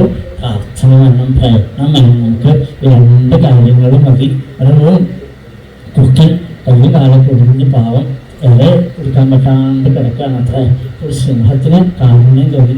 സിംഹം എന്താ ചെയ്യുന്നറിയോ, ഇന്നും മാംസം കൊണ്ടുവന്ന്, സിംഹം കഴിക്കണം മാംസം, എൻ്റെ ഒരു കഷ്ണം കൊണ്ടുവന്ന് ഈ കുക്കനിട്ട് കൊടുക്കും. അപ്പോൾ കുക്കൻ ഇതൊക്കെ കഴിച്ച് ഇങ്ങനെ കിടക്കും, എത്ര സുഖമായിട്ട് കിടക്കണം. അപ്പോൾ അതിന് എണീക്കാൻ നടക്കാനൊന്നും വയ്യ. സിംഹത്തിന് ചെയ്യാൻ അതല്ലേ പറ്റുള്ളൂ. അത് കൊണ്ട് കൊടുക്കാനല്ലാണ്ട് കാല് തിരിഞ്ഞ് കൊടുക്കാൻ പറ്റില്ലല്ലോ. അപ്പോൾ തീറ്റ കൊണ്ട് കൊടുക്കുക, അത് കഴിച്ച് ഇങ്ങനെ കിടക്കും. അങ്ങനെ ഒരു ദിവസം ഒരാൾ കാണും, നമ്മളെപ്പോഴും ഒരാൾ വിചാരിച്ചോളൂ, അതിങ്ങനെ നോക്കി നിന്നപ്പോൾ സിംഹം തീറ്റ കൊണ്ട് കൊടുത്തിട്ട് സിംഹം കാട്ടിലേക്ക് പോകുന്നു. പിറ്റേ ദിവസം ഇയാൾ വന്ന് നോക്കുമ്പോൾ സിംഹം കൃത്യമായിട്ട് അതിന് മാംസം കൊണ്ട് കൊടുക്കേണ്ടത് അത് കഴിച്ചിട്ട് ഇയാൾ പോകുന്നുണ്ട്. അത്ര സിംഹം പോകും. അപ്പം ഇയാൾക്ക് തോന്നി ആ കുട്ടനെ പോലെ അയാൾ എന്ത് രസം വെറുതെ ഇരുന്നാൽ മതിയല്ലോ, തീറ്റാരെങ്കിലും കൊണ്ടുതരാണെങ്കിൽ സുഖമായില്ലേ എന്ന് വിചാരിച്ചതാണ്. അതെന്തെന്നറിയോ, വീട്ടിൽ പോയിട്ട് അനങ്ങാണ്ടിരുന്നു. 3 ദിവസമായി 4 ദിവസമായി ഒരാളും ആഹാരം കൊണ്ടുകൊടുത്തില്ല. പട്ടിണി പാടായി. വേഗം ഭഗവാനെ വിളിച്ചിട്ട് അറിഞ്ഞതാ, ഭഗവാനെ ആ കുറുക്കനെ അനങ്ങാൻ വയ്യാണ്ട് കിടക്കുന്ന ആ കുറുക്കനൊന്നും തീറ്റ കിട്ടില്ലോ, ഞാൻ അതുപോലെ ഇരുന്നിട്ട് എന്താ എനിക്ക് തീറ്റ കിട്ടാത്തതെന്ന് വെച്ചു. ഭഗവാന്റെ അരുളപ്പാടുണ്ടായിരുന്നു, എന്താണെന്നറിയോ, നീ കുറുക്കനാവാണ്ട് സിംഹമാവുന്നതാണ്. എന്താ വേണ്ടത്? കുറുക്കനാവാണ്ട് മടി പിടിച്ച് കിടക്കാണ്ട് എന്ത് വേണം? സിംഹമാവുന്നതാണ്. മറ്റുള്ളവർക്ക് വേണ്ടി എന്തെങ്കിലും കഷ്ടപ്പെടുമോ, അപ്പം നിനക്ക് അനുഗ്രഹം ഉണ്ടാവുന്നു. അപ്പോൾ കുറുക്കനെ പോലെ മടി പിടിച്ചിരിക്കുകയല്ല വേണ്ടത്, എന്ത് വേണം? സിംഹത്തിനെ പോലെ മറ്റുള്ളവരെ സഹായിക്കാനുള്ള നല്ല മനസ്ഥിതി ഉണ്ടാവുന്നു. അതാണ് ഈശ്വര പൂജ എന്ന് പറയുന്നത്. ഭാഗവതം പറയുന്ന ഈശ്വര പൂജ എപ്പോഴും ഒരു വിഗ്രഹത്തിൽ കുറെ പൂവായിട്ടുള്ള അഭിഷേകം ചെയ്തുള്ള ദീപാരാധന നടത്തുകളൊന്നും ഭാഗവതം പറഞ്ഞിട്ടില്ല. ഭാഗവതത്തിൻ്റെ വാക്കെന്താണ്? ഈശ്വര പൂജ എന്ന് പറഞ്ഞാൽ തന്നെ ഈ പ്രപഞ്ചത്തിലെ സകല ജീവരാശികൾക്കും നമുക്ക് സഹായം ചെയ്യണം, അല്ലേ? ഒരു പീഠം എറുമ്പിനും എടുത്തെടുത്ത് നമ്മൾ മുഖാന്തരം ഉണ്ടാവരുതെന്നാണ്. അതുകൊണ്ടാണ് പണ്ട് കാലത്തൊക്കെ മുറ്റത്ത് നല്ല അരിപ്പൊടി കൊണ്ട് കോലം വരയ്ക്കുന്നുണ്ടാകും. നിങ്ങൾ ചിലപ്പോൾ അല്ലേ നന്നായിട്ട് കോലം വരയ്ക്കും. എന്താണെന്നറിയോ, കുറച്ച് കഴിഞ്ഞ് നോക്കുമ്പോൾ ചെറിയ ചെറിയ പ്രാണികൾ ഉറുമ്പുകൾ ഒക്കെ വന്ന് നടന്ന് അത് തിന്നിട്ട് വരും. അപ്പോൾ കോലം വരച്ച കുടുംബത്തിന് ഐശ്വര്യം എന്ന് പറയും. കോലം വരച്ചുകൊണ്ടല്ല ഐശ്വര്യം, പിന്നെന്താ, അത്രയും കുഞ്ഞു പ്രാണികൾക്കെല്ലാം വയറ് നിറച്ച് കൊടുക്കുക നമ്മളല്ലേ. അല്ലാണ്ട് അതിന് ചോറും പായസമൊക്കെ കൊടുത്തിട്ട് കാര്യമുണ്ടോ, സാമ്പാറൊക്കെ കൂട്ടി ഇരി വെച്ചോളൂ എന്ന് പറഞ്ഞ കാര്യമൊന്നുമില്ല. അപ്പോൾ ആ അരിപ്പൊടി ഇങ്ങനെ ഇട്ട് കൊടുക്കുമ്പോൾ അതങ്ങനെ നന്നായിട്ട് വൃത്തിയായിട്ട് നമ്മുടെ മുറ്റത്ത് വരയ്ക്കുകയും ചെയ്യും. അതുപോലെ തന്നെ അതുങ്ങൾ തിന്നു പോകുമ്പോൾ അവരുടെ കുഞ്ഞു വയറ് നിറയുമ്പോൾ അതിൻ്റെ ഒരു അനുഗ്രഹം ഉണ്ട് നമുക്കല്ലേ. ആ അനുഗ്രഹമാണ് നമ്മുടെ കുടുംബത്തിൽ ഐശ്വര്യമായിട്ട് വരിക. അപ്പോൾ സകല പ്രാണികളെയും എന്താണ് ഈശ്വര പൂജ എന്ന ഭാഗവതം നമുക്ക് പറഞ്ഞു തരുന്നു. ഇതുപോലെ നമുക്ക് ചെയ്യാൻ സാധിക്കണം. രുക്മിണിദേവി പറയാൻ കേൾക്കണം, ഞാൻ വ്രതങ്ങൾ അനുഷ്ഠിക്കുകയും പൂജ കഴിക്കുക മാത്രമൊന്നല്ല ചെയ്തിരിക്കുന്നത്, ജനങ്ങൾക്ക് വേണ്ടതായിരിക്കുന്ന തണ്ണീർപ്പന്തലുണ്ടാക്കി കൊടുക്കുക, അന്നശാലകൾ ഉണ്ടാക്കി കൊടുക്കുക, വീടുകൾ, കിണറുകൾ, തോടുകളൊക്കെ ഉണ്ടാക്കി കൊടുത്തിട്ടുണ്ടെന്നാണ്. എല്ലാവർക്കും വെള്ളം കുടിക്കാനുള്ള സാഹചര്യം ഉണ്ടാക്കുക, ഭക്ഷണം കൊടുക്കാനുള്ള സാഹചര്യം ഉണ്ടാക്കുക, ഇതെല്ലാം ഞാൻ ചെയ്തു കൊടുത്തിട്ടുണ്ടെന്നാണ്. അപ്പോൾ ഈശ്വര പൂജ എന്ന് പറഞ്ഞാൽ ഏകാദശിയും ബോധമൊക്കെ എടുത്ത് ഇങ്ങനെ കണ്ണടച്ചിരിക്കലല്ല എന്നർത്ഥം. അതിൻ്റെ ഒപ്പം തന്നെ എന്ത് വേണം? മറ്റുള്ളവർക്ക് കൂടി നമ്മളാൽ ചെയ്യാൻ എന്താണോ നമുക്ക് ചെയ്യാൻ പറ്റുന്നത് അതുകൂടി ചെയ്യാണ് വേണ്ടത്. അപ്പം നമുക്ക് എന്ത് കിട്ടുന്നറിയോ? ഭഗവാന്റെ അനുഗ്രഹം നമ്മളിലേക്ക് അറിയാണ്ട് ഒഴുകി വരുന്നു കാണിച്ചു തരാം. എന്നിട്ട് പിന്നെ ശ്രീശ്വരമറിയോ സുഖസാരസ്വതമെന്നുവരായിരിക്കുന്ന ഒരു മഹാമന്ത്രം നമ്മുടെ ഭഗവാനെ സ്തുതിച്ചു. എന്തിനാ സ്തുതിച്ചതെന്നറിയോ? നമ്മൾ ഭാഗവതം ഭഗവാനെ കുറിച്ചാണ് പറയുന്നത്. ഇനി എന്ത് പറയുകയാണെങ്കിലും ആ പറയുന്ന വാക്കുകൾ നമുക്കും ഗുണമുണ്ടാവണം, കേൾക്കുന്നവർക്ക് ഗുണമുണ്ടാവണം, കണ്ടേ? അല്ലാണ്ട് എന്തെങ്കിലുമൊക്കെ കുറേ ഇരുന്ന് പറഞ്ഞാൽ ആർക്കും ഗുണമുണ്ടായില്ലെങ്കിൽ എന്താ പയണം അവിടെ പറഞ്ഞാവോ, ഒരു കുടിയില്ല. ഇങ്ങനെ ആയാൽ പറ്റുമോ? നമുക്ക് അത് പറ്റില്ല. പറയുന്നതെല്ലാം മറ്റുള്ളവർക്ക് ഗുണമുണ്ടാവണം. അപ്പം അതുകൊണ്ട് തന്നെ ആ പറയുന്ന വാക്ക് നല്ല അർത്ഥസമ്പുഷ്ടി ഉണ്ടാവണം, മാധുര്യം ഉണ്ടാവണം, സൗകുമാര്യത ഉണ്ടാവണം, ഉദാരത്വം ഉണ്ടാവണം, മറ്റൊരാളെ ഉണർത്തുന്നതായിരിക്കണം, ഉയർത്തുന്നതായിരിക്കണം. ഒരാളെ താഴ്ത്തുന്ന വാക്ക് നമ്മളിൽ നിന്ന് വരാൻ പാടില്ല, അല്ലേ? മോശമായിട്ടൊരു വാക്ക് വന്നാൽ എന്തായിരിക്കും? പ്രഭാഷണം പറഞ്ഞുകൊണ്ടിരിക്കുമ്പോൾ മോശമായിട്ടുള്ള വാക്കുകളെ വരണമെങ്കിൽ നമുക്ക് തന്നെ അരുളജഗത്തും ഒന്നില്ലേ, വേണ്ട ഭാഗവതം ഒന്നും കേൾക്കാണ്ടിരിക്കുകയാലും ഭാഗവതം എന്നല്ല പറഞ്ഞത്, വേണ്ട അതിനെ പറഞ്ഞിരിക്കുക എന്ന് പറഞ്ഞാൽ നമ്മൾ പോവില്ലേ, നമ്മൾ വരാൻ പാടില്ല എന്നാണ്. അപ്പോൾ നല്ല നല്ല വാക്കുകൾ നമ്മുടെ നാവിൽ നിന്ന് വരണമെങ്കിൽ അതിന് ആര് വേണം? സരസ്വതി സ്വരൂപം തോ നൗമിനാഥാലേശ്വരൻ. ഭഗവാൻ സരസ്വതിയായിട്ട് നമ്മുടെ നാവിൽ ഇങ്ങനെ വഴങ്ങണം, അല്ലേ? ഒരു അക്ഷരം ഒരു വാക്ക് പറഞ്ഞിട്ട് പിന്നെ കുറച്ച് നേരം ഇങ്ങനെ ആലോചിച്ച് കഴിഞ്ഞിട്ട് അയ്യോ ഞാനത് മറന്നുപോയിട്ട് എൻ്റെ പറയണ്ടാവോ, മറന്നുപോയി. പിന്നെ കുറച്ച് കഴിഞ്ഞിട്ട് അടുത്ത വാക്ക് പറഞ്ഞുകൊണ്ടിരുന്നാൽ നമുക്ക് വല്ല സുഖം ഉണ്ടാവുമോ? ഇതെന്തെന്ന് ഇയാൾ ഈ പറഞ്ഞുകൊണ്ടിരിക്കണമെന്ന് ചോദിക്കും. ആ വാക്കുകൾ എന്തായിരിക്കണം? സരസ്വതിയായിട്ട് ഒഴുകി വരണം. നല്ല നല്ല വാക്കുകൾ നമ്മുടെ നാവിൽ നിന്ന് വരാറാവണം, അല്ലേ? മറ്റൊരാളെ ഒരിക്കലും താഴ്ത്തുന്ന വാക്കാവരുത്. നമ്മുടെ നാവിൽ എപ്പോഴും എന്തായിരിക്കണം? മറ്റൊരാളെ ഉണർത്തുന്നതായിരിക്കണം, ഉയർത്തുന്നതായിരിക്കണം. ജീവിതത്തിലേക്ക് കൈപിടിച്ച് ഉയർത്തുന്ന വാക്കുകളെ നമ്മളിൽ നിന്ന് വരാൻ പാടില്ലെന്നാണ്. മോശമായിരിക്കുന്ന വാക്കുകൾ വരാൻ പാടില്ല, അല്ലേ? ഇപ്പോൾ നായ്ക്കളെ നമ്മൾ കാണാറില്ലേ? നായ എന്ന് പറഞ്ഞാൽ ഒരു സഭ്യമായ വാക്കാണ്. നമ്മൾ പട്ടി എന്ന് പറഞ്ഞാൽ എന്തായിരിക്കും? അതൊരു മോശമാണ്, അല്ലേ? സംഗതി ഒന്ന് തന്നെയാണെങ്കിലും പട്ടി എന്നിങ്ങനെ പ്രഭാഷണത്തിൻ്റെ ഇടയിൽ 10 പ്രാവശ്യം പറഞ്ഞാൽ ഇയാൾ എന്തായി പറഞ്ഞത് അഹത്ത് നമുക്ക് വരും. അതേസമയം നായ, ശ്വാക്ക, മക്കളെ എന്നൊക്കെ പറഞ്ഞാലോ അതിനൊരു ഭംഗിയുണ്ടെന്നാണ് അല്ലേ. അതാണ് ആ വാക്കുകളുടെ ഒരു പ്രത്യേകത. അതേപോലെ തന്നെ ഇറച്ചി എന്ന് പറഞ്ഞാൽ എന്തായിരിക്കും? അറുപ്പ് തന്നെയാണ്. ഇറച്ചി എന്ന് പറഞ്ഞാൽ അറുപ്പ് തന്നെയാണ്. മാംസം എന്ന് പറഞ്ഞാലോ സാധനം ഒന്നാണെങ്കിലും മാംസം എന്ന് പറയുമ്പോൾ അതിനൊരു സഭ്യതയുണ്ട്. ഇതാണ് നമ്മുടെ വാക്കിൽ നമുക്ക് നല്ല വാക്കുകൾ നമ്മുടെ നാവിൽ വരണമെങ്കിൽ ആരുടെ അനുഗ്രഹം വേണം? അതിനാണ് ഭഗവാന്റെ അനുഗ്രഹം വേണം അല്ലേ. അതുകൊണ്ട് സുഖസാരസ്വതം എന്ന മന്ത്രം കൊണ്ട് ഭഗവാനെ സ്തുതിച്ചു. കാരണം എനിക്ക് 24 ഗുണങ്ങൾ വാക്കിനുണ്ട് എന്ന് ഭാഗവതം പറഞ്ഞു. ദേവി ഭാഗവതം പറയും 64 ഗുണമുണ്ടെന്നാണ്. നമ്മൾ എപ്പോഴെങ്കിലും ചിന്തിച്ചിട്ടുണ്ടോ എൻ്റെ വാക്കിന് എന്തെങ്കിലും ഗുണമുണ്ടോയെന്ന് അല്ലേ. ഒരാളെ പോലും നശിപ്പിക്കുന്ന, അവർക്ക് വേദന ഉണ്ടാക്കുന്ന വാക്കുകൾ എവിടുന്ന് വരരുത്? നമ്മുടെ നാവിൽ നിന്ന് വരരുത് അല്ലേ.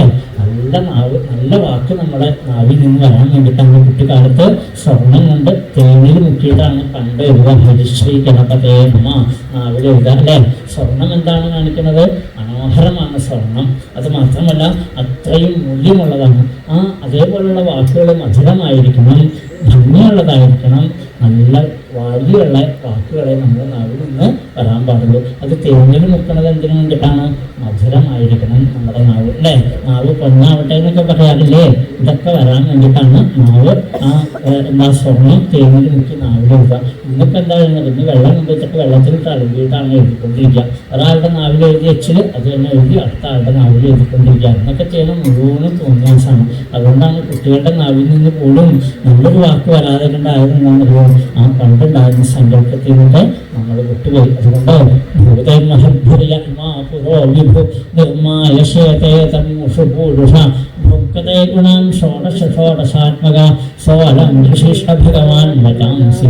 എൻ്റെ വാക്കുകൾക്ക് അലങ്കാരമായിട്ട് മാറണേ കൃഷ്ണ എന്ന് പറഞ്ഞുകൊണ്ടാണ് ശ്രീ ശബരിമഷി ഭാഗവതം പറയാൻ തുടങ്ങുന്നത്. ആ കഥകളൊക്കെ നമുക്ക് അല്പം കഴിഞ്ഞിട്ട് നമുക്ക് അനുസ്മരിക്കാം. ഹരേ രാമ രാമ രാമ ഹരേ ഹരേ, ഹരേ കൃഷ്ണ കൃഷ്ണ ഹരേ ഹരേ.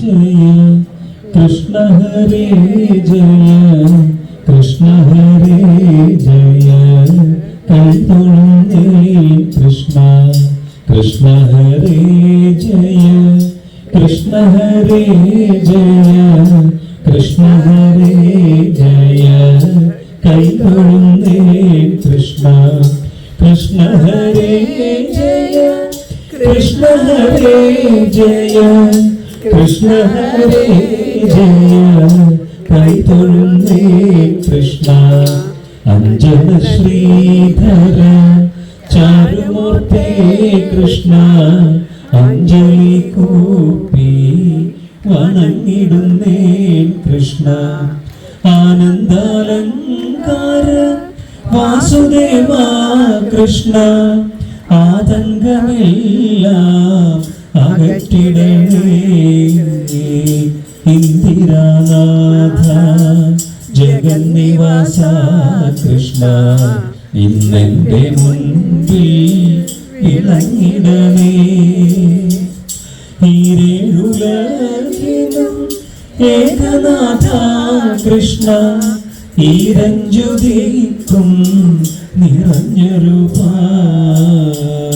കൃഷ്ണ ഹരേ ജയ കൃഷ്ണ ഹരേ ജയ കൃഷ്ണ ഹരേ ജയ കൈതൊഴുന്നേ കൃഷ്ണ ഉണ്ണിഗോപാലക കമലനേത്ര കൃഷ്ണ ഉള്ളിൽ നീ വന്നു വിളങ്ങിടണേ ഊണിയിൽ വന്ന് പിറന്ന നാഥ കൃഷ്ണ ഊനം കൂടാതെ തുണച്ചിടണേ എന്നുള്ളിലുള്ളൊരു താപമെല്ലാം കൃഷ്ണ എന്നുണ്ണി ഗോപാല തീർത്തിടണേ ഏടലർബാണന തുല്യമൂർത്തേ കൃഷ്ണ ഏറിയ മോദേന കുമ്പിടുന്നേ കൃഷ്ണ കൃഷ്ണ ഹരേ ജയ കൃഷ്ണ ഹരേ ജയ കൃഷ്ണ ഹരേ ജയ കൈതൊഴുന്നേ കൃഷ്ണ ഐഹികമായ സുഖത്തിലഹോ കൃഷ്ണ അയ്യോ എനിക്കൊരു മോഹമില്ലേ ഒട്ടല്ല കൗതുകം അന്തരംഗേ കൃഷ്ണ ഓമൽ തിരുമേനി ഭംഗി കാണാൻ ഓടക്കുഴൽ വിളി മേളമോടെ കൃഷ്ണ ഓടിവരീക്കെന്റെ കോപബാല ഔദാര്യ കോമള കേളിശില കൃഷ്ണ സൗഭാഗ്യ സമ്പൽ സമൃദ്ധിതാനേ കൃഷ്ണ ഹരേ ജയ കൃഷ്ണ ഹരേ ജയ കൃഷ്ണ ഹരേ ജയ കൈതൊഴുന്നേ കൃഷ്ണ അംബുജലോചന നിൻപദ പങ്കജേ അൻപോടു ഞാനിതാ കുമ്പിടുന്നേ അത്യന്ത സുന്ദര നന്ദസുനോ കൃഷ്ണ അത്തൽ കളഞ്ഞെന്നെ പാലിക്കണേ കൃഷ്ണമുഖിൽ വർണ്ണ കൃഷ്ണികുലേശ്വര കൃഷ്ണാംബുജേ ക്ഷണ കൈതൊഴുന്നേ കൃഷ്ണ ഹരേ ജയ കൃഷ്ണ ഹരേ ജയ കൃഷ്ണ ഹരേ ജയ കൈതൊഴുന്നേ കൃഷ്ണ സർവത്ര ഗോവിന്ദനാമ സങ്കീർത്തനം ഗോവിന്ദ പീതാംബരം കരവിരാജിത ശംഖചക്രകൗമോദകീ സരസിജം കരുണാസമുദ്രം രാധാസഹായം അതിസുന്ദരമന്ദഹാസം വാതാലേശമനിശം ഹൃദി ഭാവയാമി സർവമംഗളമംഗല്യേ ശിവേ സർവാർത്ഥസാധികേ ശരണ്യേ ത്രയംബകേ ഗൗരി നാരായണി നമോസ്തുതേ. ശ്രീനാരദ മഹർഷി ബ്രഹ്മദേവന്റെ പാദങ്ങളെ നമിച്ചുകൊണ്ട് അങ്ങേക്ക് ആരാണ് സൃഷ്ടി നടത്താനുള്ള അനുഗ്രഹം തന്നിരിക്കുന്നത്, അതിനുള്ള കഴിവ്, സൃഷ്ടികർത്താവ് ബ്രഹ്മാവാണെന്നാണല്ലോ പറയാം, അങ്ങേക്ക് ആരാണ് ഇതിന് ശക്തി തന്നിരിക്കുന്നത്, അങ്ങ് എവിടെ നിന്നാണ് ഉണ്ടായത്, അങ്ങ് ആരെയാണ് സദാ ധ്യാനിച്ചു കൊണ്ടിരിക്കുന്നത്, ഇങ്ങനെ അനവധി ചോദ്യങ്ങൾ ചോദിക്കുകയാണ്. ആ ചോദ്യങ്ങൾക്കെല്ലാം ഉത്തരമായിട്ട് ബ്രഹ്മദേവൻ പറഞ്ഞു, നാരായണ പരാവേദ ദേവാ നാരായണാംഗജ നാരായണ പരാലോക നാരായണ പരാമഘ നാരായണ പരോ യോഗോ നാരായണ പരം തപ നാരായണ പരം ജ്ഞാനം നാരായണ പരാഗതി.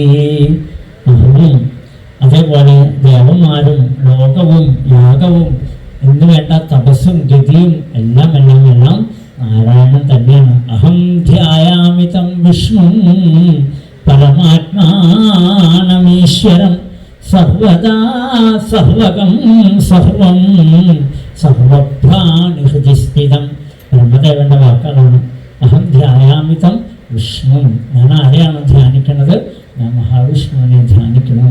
ഭഗവാൻ എങ്ങനെയുള്ള ആളാണ്? പരമാത്മാനമീശ്വരം സർവദാ, പരമാത്മാവാണ് ഭഗവാൻ. സകല ജീവരാശികളുടെ ഉള്ളിലും നിറഞ്ഞിരിക്കുന്നവനാണെന്ന് മാത്രമല്ല സർവപ്രാണി ഹൃദിസ്ഥിതം, സകല ജീവരാശികളുടെയും ഹൃദയത്തിലാണ് ഇരിക്കുന്ന ആ ഭഗവാനെയാണ് ഞാൻ ധ്യാനിച്ചുകൊണ്ടിരിക്കുന്നത്.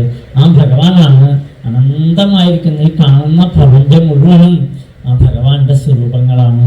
എന്ത് കാണുന്നുണ്ടോ അതെല്ലാം ഭഗവാന്റെ സ്വരൂപമല്ലാതെ കണ്ട് മറ്റൊന്നും ഇവിടെ കാണാനില്ല എന്നാണ്. ചന്നത്വമാർന്ന കനൽ പോലെ നിറഞ്ഞുലകിൽ ചിന്നുന്ന നിന്മഹിമയാക്കും തിരിക്കരുത്. എങ്ങനെ അറിയാൻ സാധിക്കും? അവിടുത്തെ പ്രപഞ്ചം മുഴുവൻ നിറഞ്ഞിരിക്കണു ആ വിരാട്സ്വരൂപനായിരിക്കുന്ന ഈശ്വരൻ. ആ ഭഗവാന്റെ നാഭികമലത്തിലാണ് ഞാൻ ഉണ്ടായത് എന്ന് പറഞ്ഞു ബ്രഹ്മദേവൻ. ഉണ്ടായത് മാത്രമല്ല, ബ്രഹ്മദേവൻ നോക്കുമ്പോൾ എന്തേ താൻ മാത്രം എവിടെയും ജലം പറഞ്ഞിരിക്കുന്നതായിട്ട് കണ്ടു. അദ്ദേഹത്തിന് ആകെ സംശയമായി, ഞാൻ എവിടെ നിന്നാണ് ഉണ്ടായത്, ഞാനിരിക്കുന്ന ഈ താമരപ്പൂവ് എവിടെ നിന്നാണ് ഉണ്ടായത്, ഒന്നും അറിയാതെ കണ്ട അദ്ദേഹം എന്ത് ചെയ്തു? ബ്രഹ്മദേവൻ പറയാ, നാരദ മഹർഷി, ആ താമരത്തണ്ടിൽ കൂടി ഞാൻ അനന്തകാലം കീഴ്പോട്ടേക്ക് പോയി നോക്കി, ഇത് എവിടെ നിന്നാണ് ഉണ്ടായതെന്ന് അറിയാൻ തിരിച്ചറിഞ്ഞില്ല. വീണ്ടും ഞാൻ താമരപ്പൂവിൽ വന്നിരുന്നപ്പോൾ 2 ശബ്ദം കേട്ടു. എന്താണെന്നറിയോ? തപ തപ തപ തപ തപ തപ. 2 ശബ്ദം. 16-ാമത്തെയും 21-ാമത്തെയും അക്ഷരങ്ങളാണ് ത പ, 2 അക്ഷരങ്ങൾ. തപ ചെയ്യാന്ന് പറഞ്ഞാൽ എന്താ? തപസ് ചെയ്യൂ, ശ്രദ്ധയെ ചെയ്യൂ എന്നാണ്. തന്നിലേക്ക് നോക്കൂ എന്നാണ് വാക്കിനർത്ഥം, അല്ലേ?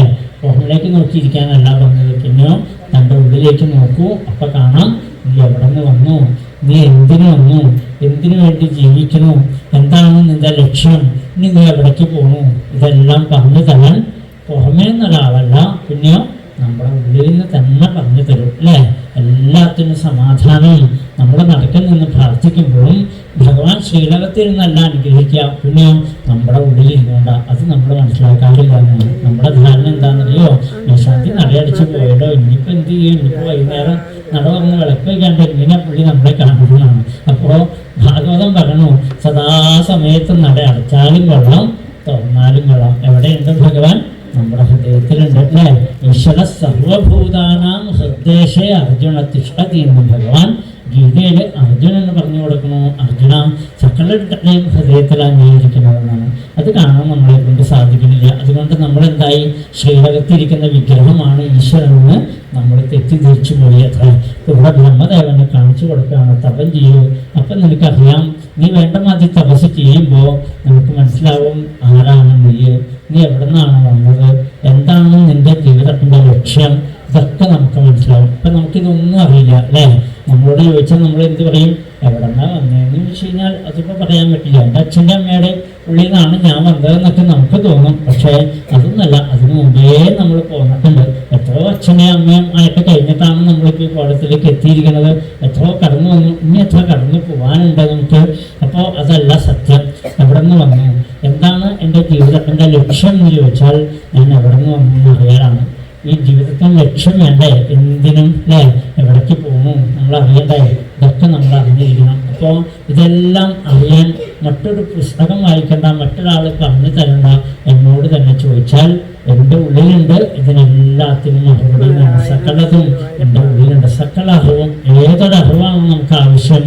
ഒരറിവും പുറമേ നിന്ന് ആരും പഠിച്ചിട്ടില്ല. എല്ലാം ഉള്ളിൽ നിന്ന് തോന്നി വരണം. എന്ത് വേണമെന്ന് വെച്ചാലും ഒരു അധ്യാപകൻ ഒരു കുട്ടിയെ പഠിപ്പിക്കണമെങ്കിൽ എന്താവും? അധ്യാപകന് പുറമെ നിന്ന് പറഞ്ഞു കൊടുക്കാനേ പറ്റുള്ളൂ, അല്ലേ? കുട്ടിക്ക് ഉള്ളിൽ സ്വയം തോന്നണ്ടേ? അപ്പോൾ അധ്യാപകൻ പറഞ്ഞ പോലെയാണ് അവൻ എഴുതി വെക്കുന്നത്? അതൊന്നും അല്ല. അവൻ്റെ ഉള്ളിൽ തോന്നിയത് അവൻ എഴുതി വെക്കുക എന്തായാലും, അല്ലേ? ഇതുപോലെ തന്നെയാണ് നമുക്കെല്ലാം ഉള്ളിൽ നിന്നാണ് സകല ജ്ഞാനവും പ്രകാശിക്കുന്നതെല്ലാം.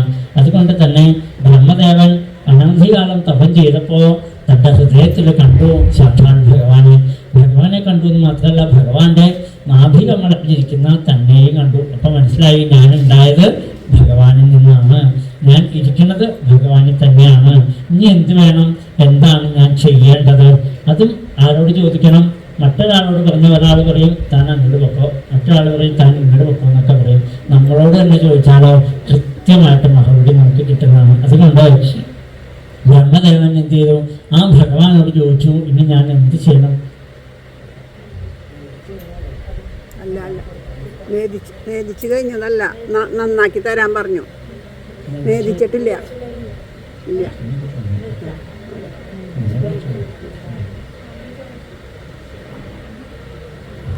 അപ്പോൾ ബ്രഹ്മദേവൻ ഭഗവാനോട് ചോദിച്ചത്ര, കണ്ണാ എന്തേ ഞാൻ ചെയ്യേണ്ടത്? അവിടുന്ന് ആജ്ഞാപിച്ചാലും പറഞ്ഞപ്പോൾ ഭഗവാൻ പറഞ്ഞു, അങ്ങയുടെ ഡ്യൂട്ടി എന്താണ്? പ്രപഞ്ച സൃഷ്ടി ചെയ്യാം. പുതിയതായിട്ട് ഒന്നും ഉണ്ടാക്കാനില്ല അങ്ങേക്ക്. ഇവിടെ ഉള്ളത് പുറത്തേക്ക് കാണിച്ചു കൊടുക്കുക, അത് മാത്രമേ ഉള്ളൂ. നമുക്കും പ്രത്യേകിച്ച് ഉണ്ടാക്കാനൊന്നുമില്ല. നമ്മൾ പറയും കമ്പി ഞാൻ ഉണ്ടാക്കിയതാണ്, സിമൻറ്റ് ഞാൻ ഉണ്ടാക്കിയതാണ്, കല്ല് ഞാൻ വെട്ടിയെടുത്തതാണ് എന്നൊക്കെ പറഞ്ഞ് നമ്മൾ കൊണ്ടുവന്നതാണ് എവിടെന്നെങ്കിലും. ഒന്നല്ല, ഈ ഭൂമിയിലുള്ള സാധനങ്ങളെ കൊണ്ട് തന്നെ നമ്മൾ ഈ കെട്ടിടം ഉണ്ടാക്കിയത്, അല്ലേ? ഇത് പൊടിഞ്ഞു പോണതും ഈ ഭൂമിയിൽ തന്നെയാണ്. ഞാനൊന്നും ഉണ്ടാക്കിയിട്ടൊന്നുമില്ല, ഇവിടെയുള്ള സാധനങ്ങൾ കൂട്ടി വെച്ചു എന്ന് മാത്രമേ ഉള്ളൂ. അല്ലെങ്കിൽ വീടെന്ന് നമ്മൾ പേര് പറഞ്ഞു, അല്ലെങ്കിൽ അമ്പലം എന്നൊക്കെ പേര് പറഞ്ഞു എന്ന് മാത്രമേ ഉള്ളൂ. അതുകൊണ്ട് ഒന്നും തനിക്ക് സൃഷ്ടിക്കാനൊന്നുമില്ല, ഉള്ളതിനെ ഒന്ന് പുറത്തേക്ക് കാണിച്ചാൽ മാത്രം മതി. ആ കാണിക്കുന്ന സമയത്ത് എന്ത് വരാൻ പാടില്ല? ഞാൻ ചെയ്തു എന്നൊരു അഹങ്കാരം ഒരിക്കലും വരാൻ പാടില്ല. ഞാനാണ് ഇതുണ്ടാക്കിയത്, ഇതൊക്കെ എൻ്റെയാണ്. ഈ ഞാനെന്നും എൻ്റെ എന്ന രണ്ട് ഭാവങ്ങൾ നമുക്ക് ദുഃഖം ഉണ്ടാക്കും അല്ലേ? എല്ലാത്തിനും നമുക്ക് ഭാവം അതല്ലേ? അതില്ലാതെ കണ്ടാവണം. അതിനുവേണ്ടി ഭഗവാൻ എന്ത് ചെയ്തു? 4 ശ്ലോകം കൊണ്ട് ഭഗവാന്റെ സ്വരൂപത്തിനെ പറഞ്ഞു കൊടുത്തു. അതിനാണ് ചതുശ്ലോകി ഭാഗവതം എന്ന് പേര്. ഭഗവാൻ പറഞ്ഞ വാക്ക് എന്താണെന്നറിയോ? സൃഷ്ടിക്ക് മുമ്പ് പരമാത്മാവായിരിക്കുന്ന ഞാൻ മാത്രമേ ഉണ്ടാവുള്ളൂ. ഈ പ്രപഞ്ചം ഒക്കെ കാണുന്നതിന് മുമ്പ് ആരേ ഉള്ളൂ എന്ന് വെച്ചാൽ അന്ന് ഭഗവാൻ മാത്രമേ ഉള്ളൂ. ഇതെല്ലാം ഉണ്ടായപ്പോഴും ആരുണ്ട്? ഭഗവാനുണ്ട്. ഇനി ഇതെല്ലാം ഇല്ലാതെ കണ്ടാവും. കുറച്ച് നാൾ കഴിഞ്ഞാൽ ഇതെല്ലാമേ ഇല്ലാണ്ടാവുന്ന ഭാഗവതം പറഞ്ഞു. പ്രളയം എന്നൊരവസ്ഥയുണ്ട്. അത് വരുമ്പോൾ അപ്പോഴും ആരേ ഉള്ളൂ? ഇവിടെ സത്യത്തിൽ ഭഗവാൻ മാത്രമേ ഉള്ളൂ. ഇവിടെ കടയിൽ, സ്വർണ്ണക്കടയിൽ ചെന്നിട്ട് ആരെങ്കിലും ചോദിക്കാറുണ്ടോ? അതെ, ഒരു 2 പവന്റെ സ്വർണം തന്നാൽ തിരക്കിട്ടില്ല. എപ്പോഴെങ്കിലും ഒന്ന് ചോദിച്ചു നോക്കിക്കോളൂ കേട്ടോ. സ്വർണ്ണക്കടയിൽ ചെന്നിട്ട് ഒരു 2 പവന്റെ സ്വർണം വാങ്ങിച്ചാൽ തിരക്കിട്ടില്ല. നമ്മൾ പറഞ്ഞുകൊണ്ട് അയൽവക്കക്കാരോടൊക്കെ പറഞ്ഞിട്ട് പോവാം, എനിക്ക് സ്വർണം വാങ്ങിച്ചേക്കാം എന്നൊക്കെ പറഞ്ഞാൽ നമ്മൾ പോവാം. കടയിൽ ചെന്നിട്ട് സ്വർണം ചോദിച്ചാൽ ഇവിടെ സ്വർണ്ണം ഇല്ലല്ലോ കൊടുക്കാനെന്ന് പറയും. എന്തേ ഉള്ളൂ അവിടെ? മാലയും വളയും കമ്മലും പാദസരവും മരുന്നാനും ഒക്കെ തരാനുള്ളൂ നമുക്ക്. അപ്പോൾ അതിന് പേരൊക്കെ വേറെ ഇട്ടേക്കണമെന്ന് മാത്രമേ ഉള്ളൂ. രൂപത്തിന് വ്യത്യാസം ഉണ്ടെങ്കിൽ സാധനം എന്താ? സ്വർണം തന്നെയാണ് അല്ലേ? അതേപോലെ തന്നെ ഈ പ്രപഞ്ചത്തിൽ എന്തേ ഉള്ളൂ എന്ന് വെച്ചാൽ ഭഗവാൻ മാത്രമേ ഉള്ളൂ. പക്ഷേ നമ്മുടെ ദൃഷ്ടിയിൽ പലതായിട്ട് നമ്മൾ കാണുന്നു. ആകാശമായിട്ട്, വായുവായിട്ട്, അഗ്നിയായിട്ട്, ഭൂമിയായിട്ട്, ജലമായിട്ട് പല രൂപത്തിൽ നമ്മൾ കാണുന്നു. ശിവനായിട്ട്, ഗണപതിയായിട്ട്, ഭദ്രകാളിയായിട്ട് പല ഭാവത്തിൽ നമ്മളിങ്ങനെ കാണുന്നു ഒരേ ഒരു ഈശ്വരനെ തന്നെ. അല്ലാണ്ട് അതിന് ഒരു വ്യത്യാസമില്ല എന്നർത്ഥം. അരി അങ്ങനെ വെച്ച് കഴിഞ്ഞാൽ അത് ചോറായിട്ട് മാറി. അത് അരച്ച് കഴിഞ്ഞാൽ പിന്നെ എന്തായി? ദോശയാക്കാം. അതേ അരിമാവ് തന്നെ മറ്റേ ഇതിനകത്തേക്ക് വെച്ചാൽ അത് ഇഡ്ഡലിയായിട്ട് മാറുന്നു. സാധനം ഒന്ന് തന്നെയാണ്. ഒരേ അരി തന്നെയാണ് ഈ പണിയൊക്കെ ഒപ്പിച്ചത് നമ്മളല്ലേ? അത് തന്നെ പൊടിച്ച പുട്ടാകണോ, അപ്പാകണോ, ഇടിയപ്പാകണോ, എന്ത് വേണം എല്ലാം ഉണ്ടാക്കിയത് എന്തുകൊണ്ടാണ്? ഒരു സാധനം കൊണ്ട് തന്നെയാണ് അല്ലേ? അരിയെ നമ്മൾ കാണാറുമില്ല. നമ്മൾ എന്ത് പേര് പറയും? അത് ഇടിയപ്പം, ഇത് പുട്ടാണ്, ഇത് കടലയാണെന്നൊക്കെ പറഞ്ഞ് നമ്മളിങ്ങനെ പല പേര് പറയും. സാധനമൊക്കെ പല പാത്രത്തിലാണ് ഉണ്ടാക്കിയത്. പല ഭാവങ്ങളൊക്കെ ആണെങ്കിലും ഉണ്ടാക്കിയതിൻ്റെ അടിസ്ഥാനം എന്താണ്? അരിയാണ് അല്ലേ? അരിയില്ലെങ്കിൽ ഇതൊന്നും ഉണ്ടാവില്ല. ഒരാളൊരു കടയിൽ ചെന്നിട്ട് പറഞ്ഞു, എനിക്ക് നൂലില്ലാത്ത ഒരു വസ്ത്രം തന്നാൽ തരക്കേടില്ല എന്ന് പറഞ്ഞു. നൂലില്ലാത്ത ഒരു മുണ്ട് തന്നാൽ തരക്കേടില്ല എന്ന് പറഞ്ഞു. അതിന് കുറച്ചു നേരം ഇങ്ങനെ ആലോചിച്ച് നിന്ന് ജോലി കിടക്കാറുണ്ടേ, ഇതിപ്പോൾ എങ്ങനെ എടുത്ത് കൊടുക്കാമെന്ന് വിചാരിച്ചു. കുറച്ച് കഴിഞ്ഞിട്ട് അയാൾ പറഞ്ഞു, നൂലില്ലാത്തത് കാണാൻ പറ്റില്ല, നൂല് ഉള്ളു വസ്ത്രത്തിൽ, അല്ലെങ്കിൽ വേറെ വല്ലതുണ്ടോ? നൂല് കൂടും പാവുമായിട്ട് അങ്ങോട്ടും ഇങ്ങോട്ടൊക്കെ വലിച്ചിട്ട് എന്ത് പറഞ്ഞു? അതിൻ്റെ പേരായി സാരി, അതുപോലെ മുണ്ട്, ഷർട്ട് എന്നൊക്കെ നമ്മൾ പേര് പറഞ്ഞാൽ എന്താ? നൂല് തന്നെയാണ് അല്ലേ? ആ നൂലിനെ വീണ്ടും കിഴിഞ്ഞു പോയി കഴിഞ്ഞാൽ എന്തായിരിക്കും? അത് പഞ്ഞിയിൽ പോയി നിൽക്കും. പഞ്ഞിയിലാണ്ട് നൂലുണ്ടാവും. നൂലില്ലെങ്കിൽ വസ്ത്രം ഉണ്ടാവും. വസ്ത്രം നമ്മൾ വിളിക്കണമെന്ന് മാത്രമേ ഉള്ളൂ. സാധനം എന്താ? ശരിക്കും പഞ്ഞി തന്നെയാണ്. ആ പഞ്ഞിയില്ലെങ്കിൽ ഇവിടെ യാതൊരു സാധനവും, ഷർട്ടുമില്ല, മുണ്ടുമില്ല, ഒന്നുമില്ല എന്നർത്ഥം. അതേപോലെ തന്നെയാണ് അത്ര. ഇവിടെ ഭഗവാൻ മാത്രമേ ഉള്ളൂ. ആ ഭഗവാനെയാണ് നമ്മൾ പല പേരിട്ട് നമ്മൾ വിളിച്ചുകൊണ്ടിരിക്കുന്നത്. ബ്രഹ്മദേവന് അത് പറഞ്ഞു കൊടുത്തു. അതുകൊണ്ട് ആ ഈശ്വരനെ നമുക്ക് അറിയാൻ പറ്റാത്തത് മായയുടെ വലിപ്പം കൊണ്ടാണ്. അപ്പോൾ ഈശ്വരനെ കാണാതെ കണ്ട് മറ്റൊന്നിനെ നമുക്ക് കാണിച്ചു തരണം. രാത്രിയിൽ ഇവിടെ ഞങ്ങൾ പോകുന്ന സമയത്ത് പെട്ടെന്ന് കറണ്ട് പോയിന്ന് വരട്ടെ. പോകുന്ന സമയത്ത് അവിടെ എന്തോ ഇങ്ങനെ അണങ്ങനെ കണ്ടു. അങ്ങനെ കണ്ടാൽ പിന്നെ നമ്മളൊരാൾക്ക് മുന്നോട്ട് വയ്ക്കില്ല. കാരണം എന്താ? അവിടെ ഒരു പാമ്പാണെന്ന് നമ്മൾ തെറ്റിദ്ധരിക്കുന്നു അല്ലേ? ഒന്നാമത്തെ കാട് പിടിച്ച് കിടക്കുക. പോകുമ്പോൾ ഏതെങ്കിലും പാമ്പാണെന്ന് വിചാരിച്ച് ഇങ്ങനെ അന്തം വിട്ട് നിൽക്കുമ്പോഴാണ് പിന്നാലെ ഒരാൾ വന്ന് മൊബൈല് കാണിച്ചു വിടും. നോക്കിയപ്പോൾ പാമ്പാണെന്ന് നോക്കിയപ്പോൾ എന്താ? പാമ്പല്ല, ഒരു കയറിൻ്റെ ഭക്ഷണമായിരുന്നു. പക്ഷേ ആ കയറിനെ മറച്ചിട്ട് നമുക്ക് എന്ത് കാണിച്ചു തന്നു? അത് പാമ്പായിട്ട് നമ്മുടെ മനസ്സിനെ ബോധ്യപ്പെടുത്തിയില്ലേ? സത്യം മനസ്സിലാക്കിയപ്പോൾ എന്തായി? ശരിയായിരിക്കുന്ന ജ്ഞാനപ്രകാശം വന്നപ്പോൾ അത് കയറായിട്ട് കണ്ടതുപോലെ ഈ ലോകം മുഴുവനും ഈശ്വരൻ മാത്രമേ ഉള്ളൂ. പക്ഷേ ഈശ്വരനെ നമ്മൾ കാണില്ല. ബാക്കി പല വസ്തുക്കളെയും നമ്മൾ കണ്ടുകൊണ്ടിരിക്കുന്നു. അതുകൊണ്ട് ബ്രഹ്മദേവ, ഇവിടെ ആരേ ഉള്ളൂ എന്ന് വെച്ചാൽ ഞാൻ മാത്രമുള്ളൂ എന്ന ഭഗവാൻ 4 ശ്ലോകം കൊണ്ട് താനല്ലാതെ കണ്ട മറ്റൊരു വസ്തു ഈ ലോകത്തിലില്ല എന്ന് ഭഗവാൻ ആ ബ്രഹ്മദേവന് പറഞ്ഞു കൊടുത്തു. അതുകൊണ്ട് സർവം ഖണ്ഡിതമേവാഹം ന അന്യതസ്തി സനാതനം, ഞാൻ താൻ ഇതെല്ലാം മറ്റൊന്നില്ല നൂനം സനാതനം എന്ന വസ്തുബുദ്ധിയെ ഭഗവാൻ ബ്രഹ്മദേവന് പറഞ്ഞു കൊടുത്തു. അതുകൊണ്ട് ബ്രഹ്മദേവ, ആ ഭാവത്തോടു കൂടി വേണം അങ്ങ് സൃഷ്ടി നടത്തേണ്ടത് എന്ന് പറഞ്ഞു. ബ്രഹ്മദേവന് സന്തോഷമായി. കാരണം 4 ശ്ലോകം കൊണ്ട് ഈശ്വരൻ എന്താണ്, ഈശ്വരനെ ഇവിടെ ഉള്ളൂ എന്നുള്ള കാര്യം പറഞ്ഞു കൊടുത്തു. നമുക്കിത് എത്ര പറഞ്ഞാലും പിടികിട്ടില്ല. അതുകൊണ്ട് ബ്രഹ്മദേവൻ എന്ത് ചെയ്തു? തനിക്ക് 4 ശ്ലോകം കൊണ്ട് ഭഗവാൻ പറഞ്ഞു തന്ന ഈശ്വര മഹിമയെ അദ്ദേഹം നാരദന് 3 അധ്യായത്തിലേക്ക് ആക്കി ഇത്തിരി കൂടി വലുപ്പത്തിൽ കൊടുത്തു. ബ്രഹ്മദേവൻ എന്ത് ചെയ്തു എന്നറിയോ? അദ്ദേഹത്തിന് എഴുതാനൊന്നും അറിയില്ല, പാടിക്കൊണ്ട് അടക്കാനേ അറിയുള്ളൂ. മുപ്പതെന്ത് ചെയ്തു? ഏറ്റവും നന്നായിട്ട് എഴുതുന്ന വേദവ്യാസന്റെ കയ്യിൽ കൊടുത്തു. അതെ, ഈശ്വര മഹിമ ഒരു 3 അധ്യായത്തിൽ ഞാൻ എഴുതിക്കൊണ്ട് വന്നിട്ടുണ്ട്, അതൊന്ന് വലുതാക്കുമെന്ന് ചോദിച്ചു. അത്ര എല്ലാവർക്കും ഉപകാരപ്രദമായിട്ട് വേദവ്യാസന് വലിയ സന്തോഷമായി. എഴുതാന്ന് പറഞ്ഞ അദ്ദേഹത്തിന് വേറൊന്നുമില്ല. അദ്ദേഹം എഴുതാൻ തുടങ്ങി. അങ്ങനെ 11,000 ശ്ലോകങ്ങളോട് കൂടി 12 സ്കന്ധങ്ങളോട് കൂടി 10 ലക്ഷണത്തോട് കൂടിയിട്ടുള്ള ഭാഗവതമായിട്ട് അദ്ദേഹം എഴുതി. സർഗം വിസർഗം സ്നാനം പോഷണം ഊതി മന്വന്തരം ഈശാനകഥ നിരോധ മുക്തി ആശ്രയം എന്ന 10 ലക്ഷണത്തോട് കൂടിയിട്ടുള്ള ഭാഗവതം അദ്ദേഹം രചിച്ചതാ ഇപ്പം നമ്മുടെ മുമ്പിൽ വെച്ച് വന്നു. എന്നിട്ടിപ്പോൾ നമുക്ക് വല്ലതും മനസ്സിലാവുന്നുണ്ടോ? ഇങ്ങനെ ഇത്രയും വലുതായിട്ട് ഭഗവാൻ പറഞ്ഞ 4 ശ്ലോകമാണ് 11,000 ശ്ലോകമായിട്ട് നമ്മുടെ മുമ്പിൽ വെച്ച് വന്നിട്ട്. എന്നിട്ട് നമുക്ക് വല്ലതും പിടി കിട്ടുമെന്ന് വെച്ചാൽ നമുക്കൊന്നും മനസ്സിലാക്കാൻ നമുക്ക് സാധിക്കില്ല. എത്രയോ കാലം കഴിയേണ്ടി വരും ഈശ്വരനെ അറിയണമെങ്കിൽ, അല്ലേ? എത്രയോ കാലം ഇതിൽ കിടന്ന് മുങ്ങി കളിക്കേണ്ടി വരും. അപ്പോഴാണ് നമുക്കിത് പിടികിട്ടാവുള്ളൂ. ഇത് കഴിഞ്ഞപ്പോൾ അത് പറഞ്ഞുകൊണ്ടാണ് ദ്വിതീയ സ്കന്ധം പറഞ്ഞ് അവസാനിപ്പിച്ചത്. തൃതീയ സ്കന്ധത്തിൽ ആദ്യം തന്നെ ദുര്യോധനന്റെ ദുഷ്പ്രവൃത്തികൾ കണ്ടിട്ട് എപ്പോഴും ദുര്യോധനൻ ഈശ്വരനിന്ദ ചെയ്യുന്ന വാക്കുകൾ അതേപോലെ വേണ്ടാതീനം മാത്രമേ പറയുള്ളൂ. ഇത് കേട്ടിട്ട് വിതുരൻ എന്ന മഹാത്മാവിന് കേട്ടു നിൽക്കാൻ വയ്യാണ്ടായി. അദ്ദേഹം പറഞ്ഞു, ഒരാൾ മതി, ഒരു കുടുംബത്തിനെ നശിപ്പിക്കാൻ ഒരാൾ മതി. കുടുംബത്തിൽ ഒരാൾ നശിച്ചു പോയാൽ ആ കുടുംബം നശിച്ചു. അതുകൊണ്ട് ഈ ഹസ്തിനപുരത്തിന് മുഴുവനും ഈ കുരുവംശത്തിന് മുഴുവനും ദുഷ്ടനായിട്ട് നാശമായിട്ട് മാറിയ ഒരാളാണ് ദുര്യോധനൻ. അതുകൊണ്ട് ഇയാളെ വച്ചുകൊണ്ടിരിക്കുകയല്ല ഭേദം. ശരീരത്തിലെ ഏതെങ്കിലും ഭാഗം ചീഞ്ഞഴിഞ്ഞാൽ ഡോക്ടർ എന്ത് ചെയ്യും? അതങ്ങോട്ട് മുറിച്ച് കളയാൻ കഴിയല്ലോ. കൈ എന്താണെന്ന് വെച്ചാൽ അങ്ങോട്ട് കളയാം. ഇല്ലാന്ന് വെച്ചാൽ അത് ശരീരം മുഴുവനും വ്യാപിപ്പിക്കും. അപ്പോൾ ആ കഷ്ണം മുറിച്ച് കളയാൻ സമാധാനം എന്ന് പറയാനില്ലേ? അതേപോലെ ഇവിടെ വിജയം പറഞ്ഞു, ഇയാളെ കൊണ്ട് നശിപ്പിക്കാൻ ഭേദം, എന്നാൽ ഈ കുടുംബം നേരെയാവും. ഒരു നാടിന് ഒരു കുടുംബത്തിനെ കൊണ്ട് ദുരിതമുണ്ടെന്ന് പറഞ്ഞാൽ ആ കുടുംബത്തിനെ തന്നെ നാട്ടിൽ നിന്ന് ഓടിക്കണമെന്നാണ്. ഇനി ഒരു ഗ്രാമത്തിനെ കൊണ്ട് ഒരു രാജ്യത്തിന് ശല്യം ഉണ്ടെന്ന് വെച്ചാലോ ആ ഗ്രാമം തന്നെ നശിപ്പിക്കണമെന്നാണ്. ഇങ്ങനെയൊക്കെയാണ് വിതുരനീതി വായിക്കാൻ കിട്ടൂട്ടോ. എപ്പോഴെങ്കിലും ഒന്ന് വാങ്ങിച്ചോളൂ, എന്നിട്ട് വായിച്ച് നോക്കിക്കോളൂ. വളരെ വിശേഷമായിട്ട് അദ്ദേഹം എഴുതി വെച്ചിട്ടുണ്ട്. അപ്പോൾ അതുകൊണ്ട് ഇങ്ങനെയുള്ളവരെയൊന്നും വെച്ചുകൊണ്ടിരിക്കരുതെന്നാണ്. ഗ്രാമസ്യാർത്ഥേ കുലം ത്യജേത്, ഗ്രാമം ജനപദസ്യാർത്ഥേ ആത്മാർത്ഥേ പൃഥ്വീം ത്യജേത്. ഇങ്ങനെ ആ തമോ ഗുണത്തിന്റെ ആധിക്യം കൊണ്ട് ദുസ്വഭാവം വന്നതായിരിക്കുന്ന ആ ദുര്യോധനനെ ഒഴിവാക്കുകയാണ് വേണ്ടതെന്ന് പറഞ്ഞു. ഇത് കേട്ടോണ്ടാണ് ദുര്യോധനന്റെ വരവ്. ദേഷ്യം വന്ന് ശ്രദ്ധിക്കണേ, എൻ്റെ ഉപ്പ് ചോറും നിന്നുകൊണ്ട് എന്നെ ഇവിടുന്ന് ഒഴിവാക്കുമെന്ന് പറയാതെ എന്നാൽ പിന്നെ തന്നെ അങ്ങോട്ട് നശിപ്പിച്ച് കളയാമെന്ന് തീരുമാനിച്ചു. അദ്ദേഹം എന്ത് ചെയ്തു? ഭടന്മാരോട് പറഞ്ഞു, ഇയാളെ പുറത്തേക്ക് ആക്കുമ്പോൾ ശ്വാസം വിട്ടോട്ടെ, പുറത്തേക്ക് ആക്കി കഴിഞ്ഞാൽ ശ്വാസം പൊക്കോട്ടെ എന്നാണ്. അതുപോലെ മർദ്ദിച്ചോളാൻ പറഞ്ഞോട്ടെ. പക്ഷേ വിതുരൻ എന്ത് ചെയ്തു? തൻ്റെ രാജകീയ ചിഹ്നങ്ങളൊക്കെ അയച്ചു വെച്ചിട്ട് ഭഗവാനെ നമസ്കരിച്ചു. കാരണം ഇവിടെ ഇരിക്കാണ്ടിരിക്കാനല്ലേ നീ എനിക്ക് ഇങ്ങനെ ഒരു മാർഗം തന്നത്, അതുകൊണ്ട് ഞാൻ പോർന്നു നിന്റെ പാദത്തിലേക്ക് എന്ന് പറഞ്ഞ് അദ്ദേഹം ഇറങ്ങി തിരിച്ചു. അങ്ങനെ അനന്തകാലം ഇങ്ങനെ തീർത്ഥയാത്രയൊക്കെ നടത്തി കുറേ കാലത്തിന് ശേഷം അദ്ദേഹം വൃന്ദാവനത്തിൽ എത്തിച്ചേർന്നു. വൃന്ദാവനത്തിലെത്തിയപ്പോഴാണ് ആ ഭഗവാൻ ഓടി നടന്ന മണ്ണല്ലേ വൃന്ദാവനം.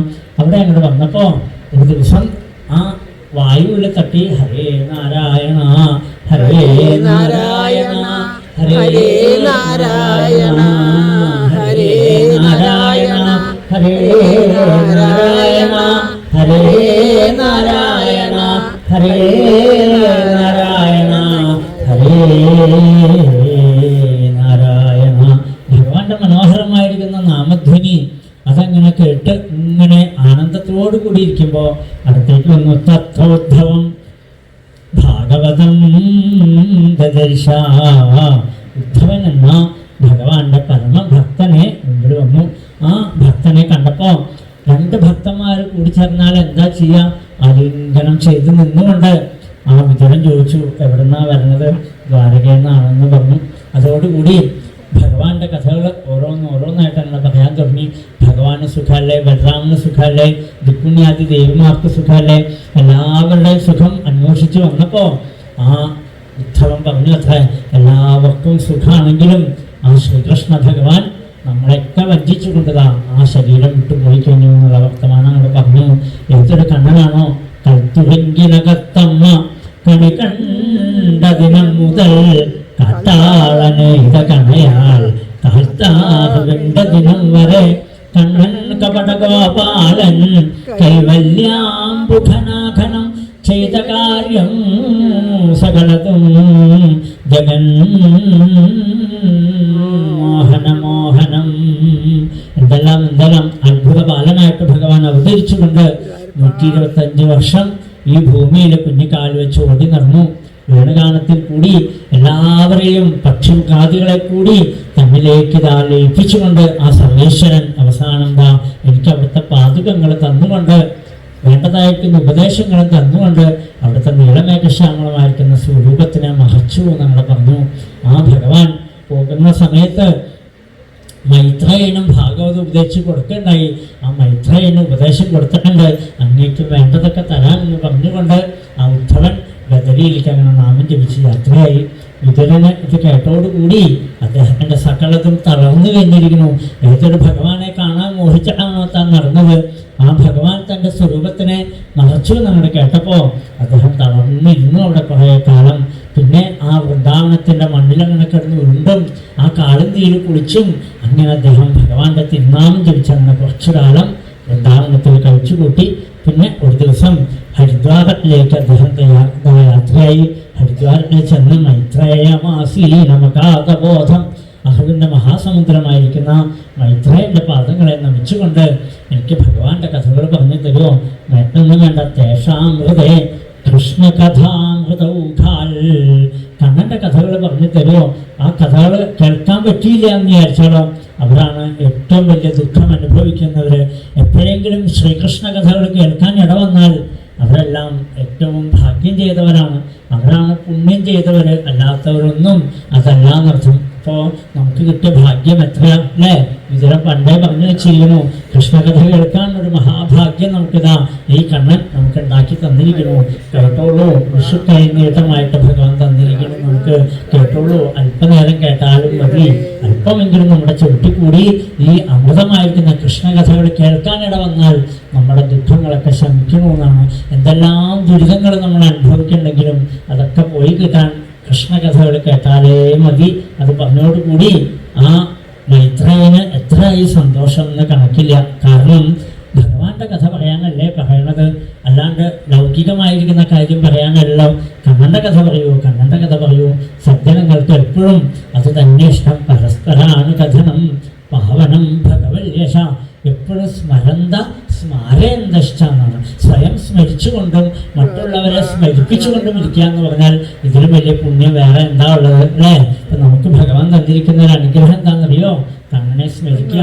ശരിയാണോ തെറ്റാണോ നമുക്കറിയില്ല. നമുക്കെന്താ തോന്നണത്, ഭഗവാൻ തോന്നിക്കണത്? നമ്മൾ പറയണോ, നമ്മൾ കേൾക്കണോ, നമ്മൾ ഗ്രഹിക്കണം അല്ലേ? കേട്ടതെല്ലാം ഗ്രഹിച്ചോണമെന്നില്ല. അല്പമൊക്കെ ഉള്ളിൽ ചെല്ലുള്ളൂ, അത് മതി എന്നാണ്. അല്പമെങ്കിലും കൃഷ്ണകഥകൾ നമ്മുടെ ഉള്ളിൽ ചെല്ലാൻ നമുക്ക് ഇടവന്നാൽ ജന്മസാഫല്യം അപ്പോഴേ വന്നു പോയി. അപ്പൊ ഇപ്പൊ തന്നെ നമുക്ക് ആ ജന്മസാഫല്യം വന്നു കഴിഞ്ഞിരിക്കുന്നു.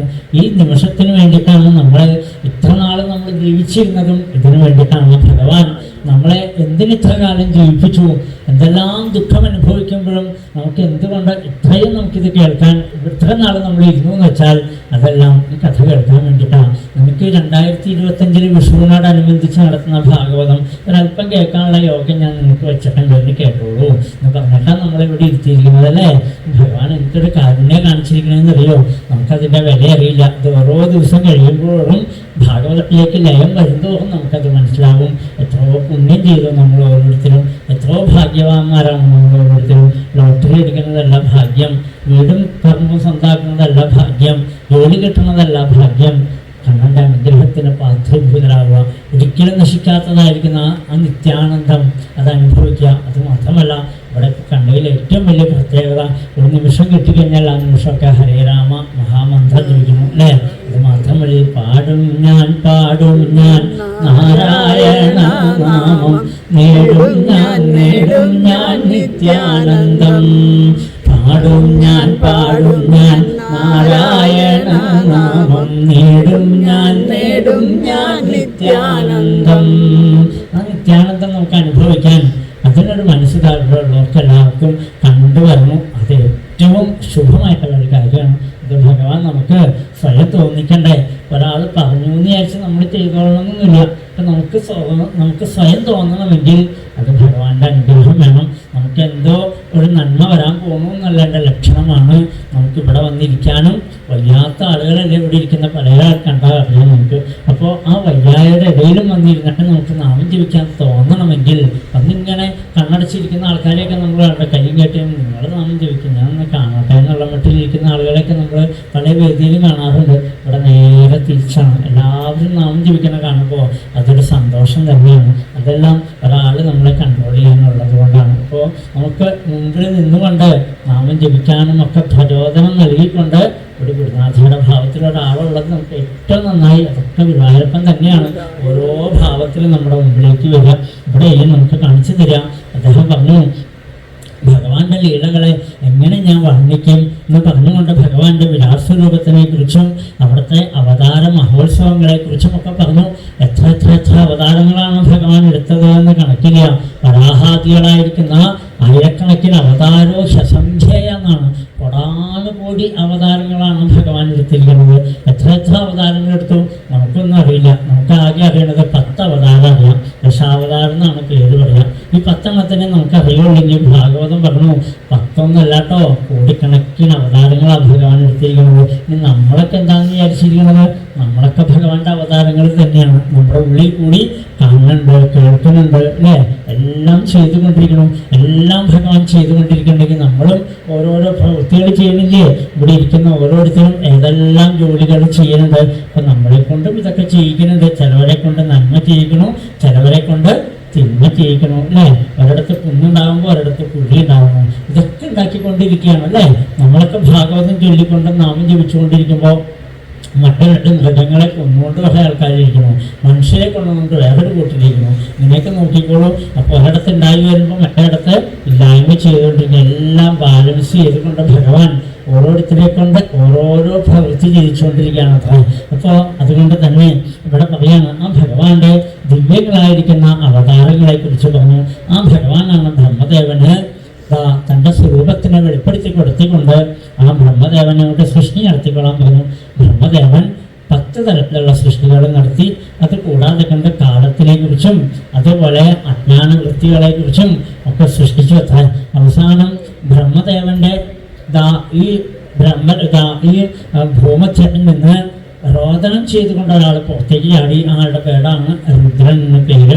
ആ രുദ്രൻ ഏകാദശ രുദ്രന്മാര്, ഏകാദശ രുദ്രാണിമാര്, 11 സ്ഥാനങ്ങളും ഒക്കെ ഉണ്ടായി. അതൊക്കെ ഉണ്ടായി കഴിഞ്ഞപ്പോൾ അവരോട് പറഞ്ഞു, നിങ്ങൾ കുറച്ച് നാളെ സൃഷ്ടി നടത്തുമെന്ന് പറഞ്ഞു. ആ രുദ്രന്മാരെന്ത് ചെയ്തു? അവർ സൃഷ്ടിച്ചതാണ് ഭൂതങ്ങൾ, പ്രേതങ്ങൾ, പിശാചുകൾ, ഇങ്ങനെ കുറേ സാധനങ്ങളൊക്കെ ഇല്ലേ? നമ്മൾ പറയണത് തന്നെ എങ്ങനെയാണ്, അല്ലെങ്കിൽ ഒരു പിശാചാണെന്ന് പറയും. ഇതേപോലെ കുറേ ഇതൊക്കെ സൃഷ്ടിച്ചു വിട്ടു. ഇതെല്ലാം രുദ്രന്റെ സൃഷ്ടികളായിരുന്നത്. അപ്പോൾ ഇത് കണ്ടോടുകൂടി ബ്രഹ്മദേവൻ പറഞ്ഞ് സൃഷ്ടിയൊക്കെ നിർത്തിക്കോളൂ. നമ്മുടെ ഉള്ളിൽ എന്താണോ ഉള്ളത് അതാണ് പുറത്തേക്ക് വരിക, അല്ലേ? പഞ്ചസാരയുടെ ചാക്ക് പൊട്ടിച്ചിട്ട് അതിൽ നിന്ന് അരി കിട്ടണമെന്ന് പറഞ്ഞാൽ ശരിയാവുമോ? പിണ്ണാക്ക് കിട്ടണമെന്ന് പറഞ്ഞാൽ ശരിയാവുമോ? അതിൽ നിന്ന് പഞ്ചസാര കിട്ടുള്ളൂ, അല്ലേ? പിണ്ണാക്കിൻ്റെ ചാക്ക് പൊട്ടിച്ചിട്ട് പറയാം ഇതിൽ നിന്ന് പഞ്ചസാര കിട്ടിയാൽ തിരക്കേടില്ല എന്ന് പറഞ്ഞാൽ പഞ്ചസാര കിട്ടുമോ? പിണ്ണാക്ക് കിട്ടുള്ളൂ. നമ്മുടെ ഉള്ളിൽ എന്താണോ ഉള്ളത് അതാണ് പുറത്തേക്ക് വരിക, അല്ലേ? അതേപോലെ ഇവിടെയും ഈ രുദ്രന്മാരുടെയൊക്കെ മുമ്പിൽ കരഞ്ഞുകൊണ്ടിരിക്കുന്ന രൂപമാണെങ്കിൽ അതിൽ നിന്ന് വരുന്നതാണ് പിശാചും പ്രേതങ്ങളും ഭൂതങ്ങളും ഒക്കെ. അതുകൊണ്ട് പറഞ്ഞു, ഗുരുവായൂരപ്പനെ ഭജിക്കൂ രുദ്ര, കുറേ കാലം കണ്ണനെ ഭജിക്കൂ, അപ്പോൾ ഒക്കെ നേരെയാവുമെന്ന് പറഞ്ഞു. അങ്ങനെ ബ്രഹ്മദേവന്റെ നിർദ്ദേശപ്രകാരം എത്രയോ കാലം ഈ തേവരെ ഭജിച്ചിട്ടാണ് ആ രുദ്രൻ പരമശിവനായിട്ട് മാറി, മഹാദേവനായിട്ട് മാറി. നമുക്കെല്ലാം മംഗളത്തിനെ തരുന്ന രൂപത്തിലേക്കായിട്ട് മാറി, അല്ലേ? അപ്പോൾ എവിടെയാണ് ഈ ഏകാദശ രുദ്രന്മാരെന്നറിയോ? നമുക്ക് 10 ഇന്ദ്രിയങ്ങളുമുണ്ട്, ഒരു മനസ്സുമുണ്ട്. ഇതിൻ്റെ പേരാണ് ഏകാദശം. ഏകാദശിയൊക്കെ നോക്കാറില്ലേ നമ്മൾ? അപ്പോൾ ഈ 11 എണ്ണത്തിനെയും നിയന്ത്രിക്കുന്നതിൻ്റെ പേരാണ് ഏകാദശി എന്ന് പറഞ്ഞാൽ. അപ്പോൾ 10 ഇന്ദ്രിയങ്ങളും ഒരു മനസ്സും, അതാണ് 11 എണ്ണം. ഈ 11 എണ്ണത്തിൽ മാറിയിരിക്കണു രുദ്രൻ ഇരിക്കേണ്ടത്. അതുകൊണ്ടാണ് നമ്മളിങ്ങനെ കരഞ്ഞുകൊണ്ടിരിക്കുക, അത് പോരാ, ഇത് പോരാ, ഇങ്ങനെ പോരാ, ഇങ്ങനെ പോരാ. എപ്പോഴും കരച്ചിലല്ലാതെ കൊണ്ട് സന്തോഷം, തൃപ്തി എന്ന് പറയണം നമുക്കില്ല. എപ്പോൾ നോക്കിയാലും നമ്മൾ ഓരോരുത്തരോട് പറഞ്ഞാലും എനിക്കങ്ങനെ തൃപ്തി ആയിട്ടില്ല. ഏതാ തൃപ്തി അല്ലാത്തത്? എല്ലാം കിട്ടിയിട്ടും നമുക്ക് എന്തായിട്ടില്ല? 99 കിട്ടിയിട്ടും ഇപ്പോഴും മതിയെന്ന് തോന്നുന്നുണ്ടോ? നമുക്ക് തോന്നുന്നില്ല. 599 കൂടി ആവായിരുന്നു എന്നാണ്. അപ്പോൾ എപ്പോഴും എത്ര കിട്ടിയാലും മതി വരാത്ത ഒരു മനസ്സ്, ആ ഇന്ദ്രിയങ്ങൾ, ഇതല്ലേ നമ്മളെ ദുഃഖത്തിലേക്ക് കൊണ്ടുപോകുന്നത്. ആ ഇന്ദ്രിയങ്ങളും മനസ്സും ഒക്കെ അടങ്ങാൻ എന്ത് വേണമെന്നറിയോ? എന്നാൽ ഗുരുവായൂരപ്പനെ ഭജിക്കുന്നത്. അപ്പോഴാണ് നമ്മൾ ശിവനായിട്ട് മാറുക. അല്ലെങ്കിൽ നമ്മൾ എന്തായിരിക്കും? അതിനേക്കാൾ മോശമാക്കിയിരുന്നു അല്ലേ? ഇപ്പം നമ്മളൊക്കെ ശിവനായിട്ട് മാറണം. അത് മാറാനുള്ള മാർഗം ഗുരുവായൂരപ്പനെ ഭജിക്കുക, തിരുനാമം ജപിക്കുക. നമ്മുടെ ഇന്ദ്രിയങ്ങളെയൊക്കെ വേണ്ടാത്ത വഴിക്ക് ഇങ്ങനെ പോയിക്കൊണ്ടിരിക്കുക. കുതിരകൾ പോണ മാതിരിയാ. കണ്ണൊരു വഴിക്ക് പോകണു, മൂക്കൊരു വഴിക്ക് പോകണു, നാക്കൊരു വഴിക്ക് പോകണു അല്ലേ? തൊക്കൊരു വഴിക്ക് പോകണു. ഇവിടെ ഇങ്ങനെ ഇരിക്കുമ്പോൾ തന്നെ ഇവിടെ പറഞ്ഞ കേട്ടൊന്നും വരില്ല. ഹൈവേ കൂടെ പോണ ബസ്സിൻ്റെ ശബ്ദം ഇവിടെ ഇങ്ങനെ കേൾക്കും. അതിങ്ങനെ കേട്ടത് എൻ്റെ ചെവിടിന് അത്ര ശക്തിയാണ് അത്രേ. അവിടെ കൂടെ പോണത് കേട്ടു, ഇവിടെ പറഞ്ഞത് കേട്ടുമില്ല. അങ്ങനെയാണ് അല്ലേ? അവിടെ എന്തെങ്കിലും കഴിഞ്ഞാൽ മതി. അവിടെ ഉണ്ടാക്കുന്ന നേരത്തെ പയ്യന് ഇവിടെ ഞാൻ സാമ്പാർ കഴിഞ്ഞപ്പോൾ ഉണ്ട് ഉറപ്പായിരുന്നു. എന്നാൽ പിന്നെ ഇവിടുത്തെ വല്ലതും അറിഞ്ഞോ? അത് തന്നില്ല. മൂക്കിൻ്റെ ശക്തി എത്ര വലുതാണ് അത്ര. ഇതേപോലെ നമ്മുടെ ഇന്ദ്രിയങ്ങളെല്ലാം അസത്തുക്കളാണ്. ആ അസത്തുക്കളായിരിക്കുന്ന ഇന്ദ്രിയങ്ങൾ നമ്മുടെ മനസ്സിനെ വലിച്ചഴിച്ച് വേണ്ടാത്തടത്ത് മുഴുവനും കൊണ്ടുപോകുമ്പോൾ ഇതിനൊക്കെ അടക്കാനുള്ളൊരു മാർഗം എന്താണെന്നറിയോ? പിടിച്ചു നിർത്താനുള്ള ഏറ്റവും നല്ല മാർഗം എന്താ? അതിനാണ് ഗുരുവായൂരപ്പനെ ഭജിക്കുന്നത്. അതിതാ ഇവിടെ പറഞ്ഞു കൊടുത്തു. അതുകൊണ്ട് ആ ബ്രഹ്മദേവൻ മഹാദേവനോട് പറഞ്ഞു, മഹാദേവ ഗുരുവായൂരപ്പനെ ഭജിക്കൂ. അപ്പോഴാണ് അവിടുന്ന് പരമശിവനായിട്ട് മാറുക എന്ന് പറഞ്ഞു. അങ്ങനെ ഏകാദശി രുദ്രന്മാര് എത്രയോ കാലം തപം ചെയ്തിട്ടാണ് അദ്ദേഹം മഹാദേവനായിട്ട്, പരമശിവനായിട്ട്, പരമേശ്വരനായിട്ട് മാറി. ലോകത്തിന് മുഴുവൻ വെളിച്ചം നൽകുന്ന മാതാപിതാക്കളായിട്ട് മാറിയില്ലേ പാർവതി പരമേശ്വരന്മാര്? ആ കഥകളൊക്കെ പറഞ്ഞു. പിന്നീട് അദ്ദേഹം തൻ്റെ ശരീരത്തിനെ രണ്ടായിട്ട് പകുത്തു. ഒരു ഭാഗം കൊണ്ട് സ്വയംഭൂമനു എന്ന് പേരായിട്ടുള്ള ഒരു പുരുഷനെയും മറ്റേ ഭാഗം കൊണ്ട് ശതരൂപ എന്ന് പേരായിരിക്കുന്ന ഒരു സ്ത്രീയെ സൃഷ്ടിച്ചു. അവരോട് പറഞ്ഞു, നിങ്ങൾ ഭൂമിയിൽ പോയി പ്രജാസൃഷ്ടി നടത്തുമെന്ന് പറഞ്ഞു. രണ്ടുപേരും കൂടി ഭൂമിയിൽ വന്നപ്പോൾ എന്താ? ഭൂമിയെ കണ്ടില്ല. അത് വിഷമായി. സൃഷ്ടി നടത്തണമെങ്കിൽ ഭൂമിയിലെ കിട്ടുള്ളൂ. ചന്ദ്രനിൽ പോയിട്ട് സൃഷ്ടി നടത്താമെന്ന് വെച്ചാൽ പറ്റില്ല. എന്നാൽ സൂര്യനിൽ പോയിട്ട് പറ്റുമോ? അതും പറ്റില്ല. ചൊവ്വയിലേക്ക് പോകാൻ പറ്റില്ല. അവിടേക്കൊക്കെ ഓരോന്ന് വിടണമൊക്കെ ഉണ്ട്. നമ്മൾ മംഗളയാൻ വിടണു, വേറെ ചന്ദ്രയാൻ വിടണു, ഇങ്ങനെയൊക്കെ ഓരോന്നൊക്കെ വിടണമെന്നുണ്ടെന്നല്ലാതെ കണ്ട് ഒന്നും അവിടെ പോയിട്ട് നമുക്ക് ജീവിക്കാൻ പറ്റില്ല അല്ലേ? പ്രജാസൃഷ്ടി നടത്തണമെങ്കിൽ എന്തിനും ഭൂമിയിൽ വേണം. ഒരു വിത്തിട്ടാൽ അത് മുളച്ച് വരണമെങ്കിൽ ഭൂമിയിലേ പറ്റുള്ളൂ. അതുകൊണ്ട് ആകാശത്ത് പോയി മുറിച്ചിടാന്ന് പറഞ്ഞാൽ പറ്റുമോ? ഒരിക്കലും നടക്കില്ല. എന്തിനും ഭൂമി വേണം. അതുകൊണ്ട് ഇവിടെ ഭൂമിയെ കാണാണ്ടായപ്പോൾ ആ രണ്ടുപേരും സ്വയംഭൂമനുവും ശതരൂപാദേവിയും ആ ബ്രഹ്മദേവനെ ശരണം ഭാവിച്ചു. ബ്രഹ്മദേവൻ എന്ത് ചെയ്യുന്നറിയോ? എന്തിനും ആശ്രയിക്കാൻ ഒരേ ഒരാളുള്ളൂ. എന്തെല്ലാം വിഷമതകൾ നമ്മുടെ ജീവിതത്തിൽ വന്നാലും ഹരിം ശരണമായയോ അപ്പം ഭഗവാനെ വിളിക്കുന്നതാണ്. വേഗം കണ്ണനെ വിളിക്കേണ്ട താമസം.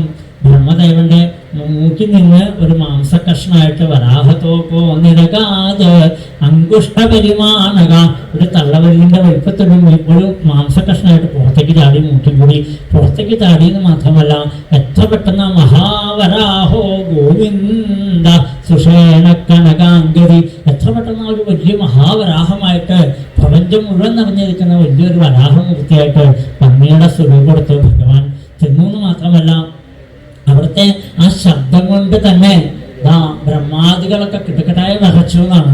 ലോകം മുഴുവൻ കിട്ടുകടായി വിറച്ചുകൊണ്ട് ആ സമുദ്രത്തിലേക്ക് ഭഗവാൻ എടുത്താണ്ട് ചാടുമ്പോഴേക്കും 4 സമുദ്രം കൂടിയ വെള്ളം ഭഗവാന്റെ കങ്കാലും നനയ്ക്കാൻ പോലും ഉണ്ടായില്ല എന്നാണ്. അത്രയും ഉണ്ടായുള്ളൂ. അത്രയും വലിയ രൂപത്തിൽ ചെന്ന് ഭൂമിയെ തൻ്റെ തേറ്റമേലെ പൊന്നിയമാന അവനും അഗ്രതം തൻ്റെ തേറ്റമേല ഭൂമിയെ ഉദ്ധരിച്ച് ഇങ്ങനെ കൊണ്ടുവരണ കണ്ടപ്പോ ഋഷീശ്വരന്മാരെല്ലാം യജ്ഞവരാഹമൂർത്തിയായിട്ട് ഭഗവാനെ സ്തുതിച്ചു. എന്നിട്ട് ഭഗവാനോട് പറഞ്ഞു, എന്താണെന്നറിയോ? യോഗമായ ഗുണയോഗമോഹിതം വിശ്വം സമസ്തം ഭഗവൻ വിദേഹിഷം.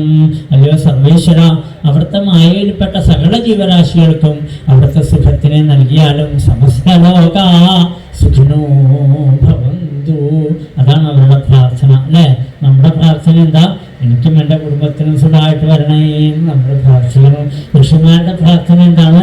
സമസ്ത ലോക സുഖിനോ ഭവന്തു അല്ലേ? ഈ സപ്താഹം നടത്തുന്ന എന്തിനു വേണ്ടിയിട്ടാണെന്നറിയോ? നമുക്ക് വേണ്ടിയിട്ട് മാത്രമല്ല, അവിടെ കൂടി പോകുന്ന പറഞ്ഞു നടക്കുന്ന ഒരു ഈച്ചയ്ക്ക് കൂടി ഗുണമുണ്ടാവും. നമുക്കറിയില്ല എന്നുള്ളൂ. എത്ര പേർക്കാ ഗുണം ഉണ്ടാവുമെന്നറിയോ? നമ്മൾ അറിയാണ്ട് ഈ മഹാമന്ത്രമാകുന്ന ഭാഗവതം വായിക്കുമ്പോൾ അതിൻ്റെ ഗുണം ചില്ലറെന്നല്ല എന്നർത്ഥം. മഹാമന്ത്രമാണ് ഭാഗവതം.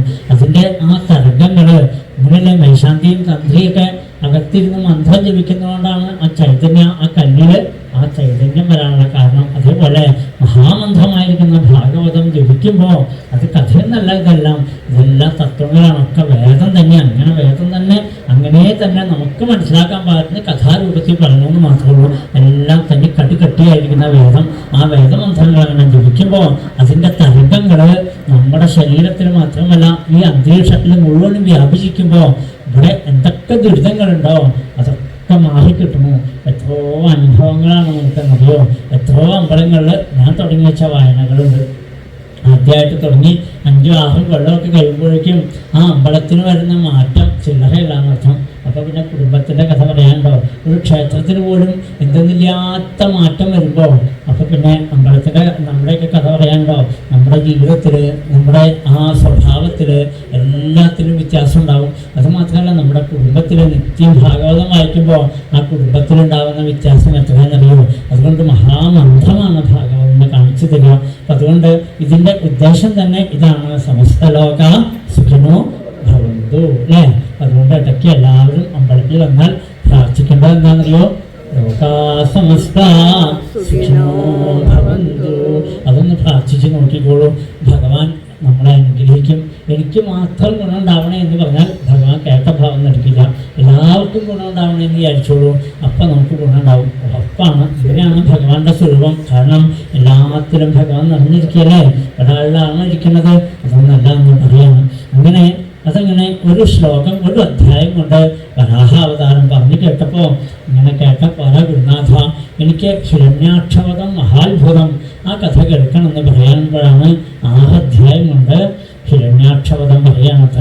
പണ്ട് ആ കശ്യപ പ്രജാപതിക്ക് 13 ഭാര്യമാരാണ്. അതിഥി, ദിതി, ധനു, അരിഷ്ട ഉള്ളായിട്ടുള്ള 13 പേരുണ്ട്. അതിൽ അതിഥി എന്ന് പറഞ്ഞാൽ ദേവന്മാരുടെ മാതാവാണ്, ദിതി എന്ന് പറഞ്ഞാൽ അസുരന്മാരുടെ മാതാവാണ്. അപ്പോൾ ദിതി ഒരു ദിവസം ആ കശ്യപ പ്രജാപതി സന്ധ്യാസമയം അഗ്നി കൂട്ടി അഗ്നിയുടെ മുമ്പിൽ ഇരുന്നു കൊണ്ട് മഹാദേവനെ ധ്യാനിക്കുകയായിരുന്നു. സന്ധ്യാസമയം മഹാദേവന്റെ സമയമാണ്. മഹാദേവൻ ചുടലക്കാട്ടിൽ നിന്നുകൊണ്ട് ചുടലഭസ്മം ശിരസിൽ വഴി വാഴിയിട്ടുകൊണ്ട് ആനന്ദ നൃത്തം ചവിട്ടുന്ന സമയമാണ് സന്ധ്യാസമയം. ആ സമയത്ത് എന്തേ പാടുള്ളൂ? നാമജപം മാത്രമേ പാടുള്ളൂ എന്നാണ്. അതുകൊണ്ടാണ് ഭാഗവതമൊക്കെ നമ്മളപ്പോൾ ഈ ദീപാരാധനയൊക്കെ ഈ സന്ധ്യയ്ക്ക് വെച്ചിരിക്കുന്നത്. മറ്റൊന്നും ആ സമയത്ത് പാടില്ല. പൂജകൾ പാടില്ല, വേറെ എന്തെങ്കിലും പഠിക്കാൻ പാടില്ല, TV കാണാൻ പാടില്ല, തലമുടി അഴിച്ചിട്ട് നടക്കാൻ പാടില്ല, കിടന്ന് ഉറങ്ങാൻ പാടില്ല, ഒരു കാര്യം തുടങ്ങാൻ പാടില്ല. ഇങ്ങനെയൊക്കെ നിയമങ്ങളുണ്ടെന്ന് അർത്ഥം, അല്ലേ? സപ്താഹം നമ്മൾ തുടങ്ങിയത് എപ്പോഴാണ്? ദിവാരായണയ്ക്ക് മുമ്പാണ്, അല്ലെങ്കിൽ ദിവാരായണ കഴിഞ്ഞിട്ടേ പാടുള്ളൂ എന്നാണ്. ആ സമയത്ത് മഹാദേവൻ പ്രദോഷ നൃത്തം ചെയ്യുന്ന സമയമാണ്. ഇവിടെ പറയുന്നത് ശ്മശാന ചഖാനില ധൂളിധൂഭവികീർണ വിദ്യോതചടാ കലാപ ഭസ്മാവകുണ്ടാമള രുക്മദേവോ ദേവസ്വഭി പശ്യതി ദേവരസേ. ഭഗവാൻ തൻ്റെ ആ കലാപങ്ങൾ ആ ജഡയെ കഴിച്ചിട്ടുകൊണ്ട് ആനന്ദ നൃത്തം ചവിട്ടുന്ന സമയമാണ്. ആ സമയത്ത് നമഃശിവായ നമഃശിവായ നമഃശിവായ പഞ്ചാക്ഷരം ജപിക്കാൻ മാത്രമേ പാടുള്ളൂ. ആ സമയത്ത് ദിതി എന്ന അസുരമാതാവ് വന്നിട്ട് പറഞ്ഞു, എനിക്കൊരു മോഹം ഉണ്ട് എന്ന് പറഞ്ഞു. ഇപ്പം എന്താ മോഹം? ഈ സമയത്താണ് മോഹം പറയാൻ കണ്ടത്. എന്തേ മോഹം എന്ന് ചോദിച്ചപ്പോൾ പറഞ്ഞു, എനിക്കൊരു ഉണ്ണി ഉണ്ടാവാൻ അനുഗ്രഹിക്കണം എന്ന് പറഞ്ഞു. ഒരു കുട്ടി ഉണ്ടാവാൻ അനുഗ്രഹിക്കണം. അദ്ദേഹത്തിന് ശുദ്ധി കുറച്ചൊന്നല്ല വന്നത്. സന്ധ്യാസമയത്ത് വേണോ ഈ മോഹങ്ങളൊക്കെ? ഇതിനൊക്കെ ഒരു സമയമില്ലേ? ഭഗവാൻ പ്രദോഷ നൃത്തം ചെയ്യുന്ന സമയത്ത് ഒരു കുട്ടി ഉണ്ടാവാൻ മോഹിക്കുകയെ, അത് അത്യപകടമായല്ലോ. അതുകൊണ്ട് നിനക്കൊരു ഉണ്ണിയല്ല ഉണ്ടാവുന്നത്. നീ മഹാദേവനെയും ഈ സന്ധ്യാസമയത്തിനെയും നിന്ദിച്ചുവിടോ. അതുകൊണ്ട് നിനക്ക് 2 പുത്രന്മാരുണ്ടാവും. അത് ലോകത്തിനെ കിട്ടുകിട വിറപ്പിക്കുന്ന 2 പുത്രന്മാരുണ്ടാവട്ടെ എന്നാണ് ഭർത്താവിൻ്റെ അനുഗ്രഹം. കിട്ടിയപ്പോൾ അമ്മയ്ക്ക് ആദ്യം സന്തോഷം തോന്നി. കുറച്ച് കഴിഞ്ഞപ്പോഴാണ് അമ്മയ്ക്ക് ദുഃഖമായത്. എൻ്റെ കുട്ടികൾ എങ്ങനെയുള്ളവരായിരിക്കും? ലോകത്തിനെ ഉപദ്രവിക്കുന്നവരായിരിക്കും, അല്ലേ? ഏതൊരമ്മയ്ക്ക് അതൊക്കെ സഹിക്കാം. എൻ്റെ കുട്ടികൾ നന്നായി വരണമെന്നല്ലേ നമ്മൾ മോഹിക്കാം. ആ അമ്മയ്ക്കും വിഷമായി. അമ്മ പശ്ചാത്താപം കൊണ്ട് കണ്ണ് നിറഞ്ഞൊഴുകി. നമോ രുദ്രായ മഹതേ ദേവായോഗ്രായ മീടുഷേ ശിവായ ന്യസ്തദണ്ഡായ ധൃതദണ്ഡായ മന്യവേ. അവിടെ വീണ്ടും നമസ്കരിച്ചു. മഹാദേവ ക്ഷമിക്കണേ എന്ന് പറഞ്ഞ് വീണ്ടും നമസ്കരിച്ചു. ഇത് കണ്ടപ്പോൾ ഭർത്താവ് സന്തോഷമായി. ഭർത്താവ് അനുഗ്രഹിച്ചു.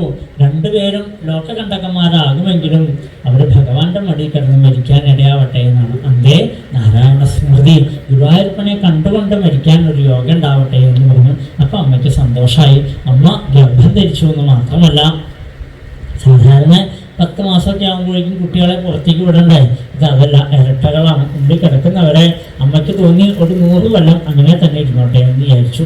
കാരണം അമ്മ അസുരമാതാവാണ്, അതിനുള്ള ശക്തിവിശേഷമുണ്ട്. അതുകൊണ്ട് ഒരു 100 കൊല്ലം ഉള്ളിൽ കിടന്നോട്ടെ എന്ന് വിചാരിച്ചു. പക്ഷേ ഉള്ളിൽ കിടക്കുന്നവന്മാർ നിസ്സാരക്കാരില്ലല്ലോ. അതുകൊണ്ട് 2 പേരും കൂടി അകത്തിരുന്നു കൊണ്ട് തന്നെ 14 ലോകങ്ങളെ വീതം വെച്ചു.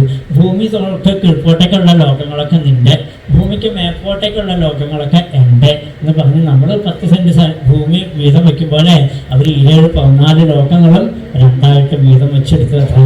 അപ്പോഴാണ് ആ ദേവന്മാർ ഇത് കണ്ടോടുകൂടി എന്തെന്നില്ലാത്ത ഉപദ്രവം, ഉള്ളിലിരുന്നവർ തന്നെ ഉപദ്രവം തുടങ്ങിയപ്പോൾ ദേവന്മാർ ബ്രഹ്മാവിനോട് ചോദിച്ചു, ആരാണ് ഇവരെന്ന് ചോദിച്ചപ്പോൾ ബ്രഹ്മദേവൻ പറഞ്ഞു, എൻ്റെ മാനസബുദ്ധന്മാരായിരിക്കുന്ന സനകാദികൾ, സനകൻ സനന്ദൻ മുതലായിട്ടുള്ള 4 പേര് 5 വയസ്സ് പ്രായം തോന്നിക്കുള്ളെങ്കിലും അറിവിൻ്റെ മഹാസമുദ്രമാണ്. എവിടെയും ഭഗവാനെ കണ്ടുകൊണ്ട് നടക്കുന്നവരാണ് 4 പേരും. അവരെന്ത് ചെയ്തു, ഒരു ദിവസം വൈകുണ്ഠത്തിലേക്ക് ചെന്നതാണ്. വൈകുണ്ഠത്തിൽ പോകേണ്ട ആവശ്യമൊന്നും അവർക്കില്ല, അമ്പലത്തിൽ പോകേണ്ട ആവശ്യമൊന്നും അവർക്കില്ല.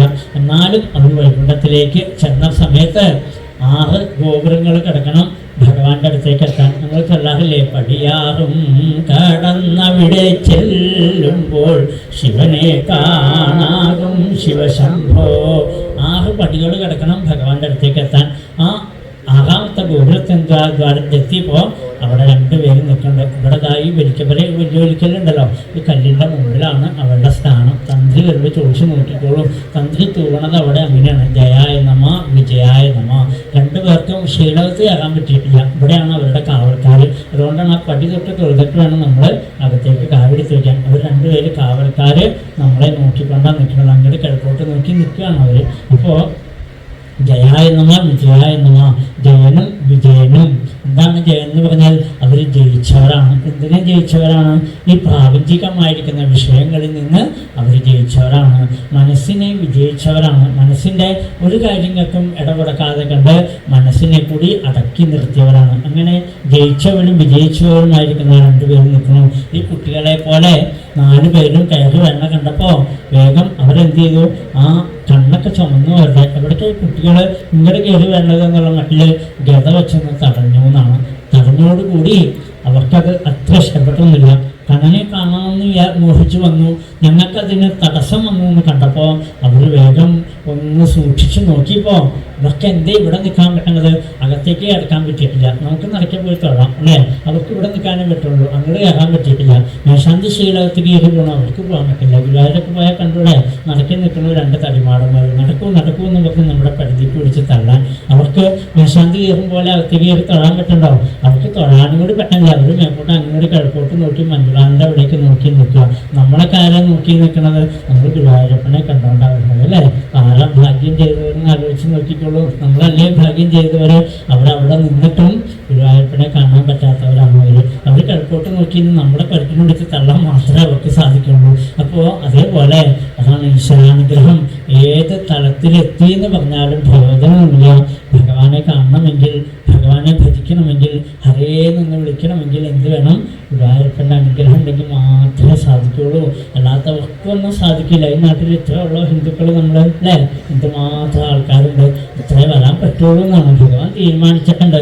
തിരഞ്ഞെടുത്ത് വിളിച്ചുകൊണ്ട് വരാം. ഇങ്ങോട്ട് പറയും, ഇങ്ങോട്ട് പോരാ, നീ ഇങ്ങോട്ട് പോരാ, വീട്ടിൽ നിന്ന് പറഞ്ഞാൽ ഇങ്ങോട്ട് പോകാൻ മതി, മക്കളൊക്കെ വേറെ വഴിക്ക് പോകുമ്പോൾ പറയും. അപ്പോൾ അതുപോലെ കൊണ്ടിരുത്താം, അവിടെ കൊണ്ടിരുത്താം. അല്ലാണ്ട് എല്ലാവരെയും കൊണ്ടിരുത്തിയെങ്കിൽ നമുക്ക് ഈ പന്തളൊന്നും മതിയാവില്ലായിരുന്നു അല്ലേ? ഈ നാട്ടിലുള്ള ഒരു നാടകം വെക്കട്ടെ, കാണാൻ നമുക്കിവിടെ എന്തായിരിക്കും ജനം. ഒരു നാടകമോ ഗാനമേളോ ഒക്കെ ആണെങ്കിൽ പറയാണ്ടല്ലോ, ഓട്ടത്തിൽ വെച്ചാൽ മതി, എത്രയോ ആളുകളായിരിക്കും. അപ്പോൾ നമുക്കൊക്കെ അതിനോടാണ് ഇഷ്ടം കൂടുതൽ. ഭാഗവതം കേൾക്കണമെങ്കിൽ, ഭഗവാനെ ഭജിക്കണമെങ്കിൽ, കൃഷ്ണാന്ന് വിളിക്കണമെങ്കിൽ എന്ത് വേണം? അതിന് ജന്മാന്തര സുഹൃതം വേണം. ആ സുഹൃതം ഉള്ളത് ആർക്കൊക്കെയാണെന്ന് ഭഗവാനെ അറിയുള്ളൂ. അങ്ങനെയുള്ളവരെ ഭഗവാൻ ഒരു എൻ്റെ മുറ്റത്ത് വന്നിരിക്കുമെന്ന് പറഞ്ഞ് നമ്മളിവിടെ കൊണ്ടിരുത്തും. പറഞ്ഞാലും വേണ്ടില്ല, നമ്മളിവിടെ കൊണ്ടിരുത്തും ഭഗവാൻ. ആ പുണ്യം ചെയ്തവർക്ക് മാത്രമേ ഈ മതക്കാലത്തേക്ക് കടന്നു വരാൻ സാധിക്കുള്ളൂ എന്നാണ്. അപ്പോൾ അതുകൊണ്ട് കാവൽക്കാരായിട്ട് നിന്നിട്ടും അവർക്ക് ഗുരുവായൂരപ്പൻ്റെ അടുത്തേക്ക് എത്താൻ പറ്റാതെ കണ്ട് വിഷമിച്ച് നിൽക്കുമ്പോൾ സജ്ജനങ്ങൾ വന്നിട്ട് പറഞ്ഞു, നിങ്ങളുടെ ഉള്ളിൽ ഇപ്പോഴും കാമം, ക്രോധം, ലോഭം 3 ഭാവങ്ങളുണ്ട് നിങ്ങൾക്ക്, അത് പോയിട്ടില്ല എന്നാണ്. അതും കൂടി പോട്ടെ, 3 ജന്മവും കൂടി നിങ്ങൾ എടുത്തിട്ട് വരൂ. അസുരന്മാരായിട്ടും അതേപോലെ രാക്ഷസന്മാരായിട്ടും മനുഷ്യരായിട്ടും നിങ്ങൾ ജനിക്കൂ എന്ന് പറഞ്ഞ് അനുഗ്രഹിച്ചു. ആദ്യം ഹിരണ്യാക്ഷനും ഹിരണ്യകശിപുവായിട്ടും, പിന്നെ രാവണ കുംഭകർണന്മാരായിട്ടും, പിന്നീട് ദന്തവക്രനും ശിശുപാലനുമായിട്ടും നിങ്ങൾ ജനിക്കൂ. ആ 3 ജന്മത്തിലും ഭഗവാൻ നിങ്ങളെ കൊണ്ടുവന്നോളും. പിന്നെ നിങ്ങൾക്ക് ഭഗവാനോട് കൂടി ചേർന്ന് നിൽക്കാം. പിന്നെ ഇവിടെ കാവൽ നിൽക്കേണ്ടി വരില്ല എന്നാണ്. അങ്ങനെ അനുഗ്രഹിക്കുമ്പോഴേക്കും ഭഗവാനും അവിടെ പ്രത്യക്ഷമായിട്ട് പറഞ്ഞു, ഈ സംരംഭയോഗേന നിസ്പീക ബ്രഹ്മഹരണം. നിങ്ങൾ സജ്ജനങ്ങളെ നിന്ദിക്കുക. കാരണം എന്തുണ്ടായെന്നറിയോ, എന്നോട് തമ്മിത്തല്ല് കൂടി എന്നിൽ വന്ന് ചേരുന്നതാണ്. എപ്പോഴും പറയാതാണ്, സജ്ജനങ്ങളെ കണ്ടാൽ നമുക്ക് എന്ത് വേണം? സജ്ജനങ്ങളെ കാണുന്ന നേരത്തു ലജ്ജ വിട്ടങ്ങു വീണു നമിക്കണം. സജ്ജനങ്ങളെ കണ്ടാൽ എപ്പോഴും നമസ്കരിക്കാൻ, മനസ്സുകൊണ്ടെങ്കിലും നമസ്കരിക്കാൻ നമുക്കൊരു കഴിവുണ്ടാവണം. അത് നമ്മൾ ഒരു സംസ്കാരം നമുക്കുണ്ടാവണം. അതുണ്ടാവുന്നത് വളരെ വിശേഷമാണ്. ഈശ്വരാനുഗ്രഹം നമുക്ക് തന്നെ ഉണ്ടാവുന്നതാണ്. കാരണം സജ്ജനങ്ങൾ ആരാന്നറിയോ, മനസ്സിലെപ്പോഴും ഭഗവാനെ കൊണ്ട് നടക്കുന്ന ആൾക്കാരാണ്. അവരെ മനസ്സുകൊണ്ടെങ്കിലും നമുക്ക് നമിക്കാൻ സാധിച്ചാൽ മതി. അവരെയൊക്കെ നമ്മൾ എന്തിനാ കാലൊക്കെ തൊട്ട് തുടങ്ങുന്നറിയോ, അവർക്ക് നമ്മുടെ ദുരിതങ്ങളെ ഇല്ലായ്മ ചെയ്യാൻ അവർക്ക് ശക്തിയുണ്ട്. ശ്രീരാമകൃഷ്ണ പരമഹംസർ പറയും, സജ്ജനങ്ങളൊക്കെ കാന്തം പോലെയാണെന്ന് പറയും. കാന്തം കണ്ടക്കില്ലേ, നമ്മൾ കാന്തത്തിൻ്റെ അടുത്ത് വന്ന് ഏതെങ്കിലും ഒരു മുട്ടുസൂചി വെച്ചാൽ മതി, വേഗം മുട്ടുസൂചി ആകർഷിച്ച് കുറച്ച് നേരം നിർത്തി കഴിഞ്ഞാൽ പിന്നെ ഒരു മുട്ടുസൂചി കാന്തത്തിനോ വെക്കേണ്ട, മറ്റേ മുട്ടുസൂചിമോ വെച്ചാൽ മതി, അതിന് പിടിച്ചു ചെയ്യുന്നുള്ളൂ അല്ലേ. അതേപോലെയാണ് സജ്ജനങ്ങൾ. നമ്മൾ സജ്ജനങ്ങളുടെ അടുത്ത് ചെല്ലുമ്പോൾ നമ്മുടെ എന്താണ് ദുരിതം അത് അവർക്ക് കണ്ടെത്താൻ സാധിക്കും.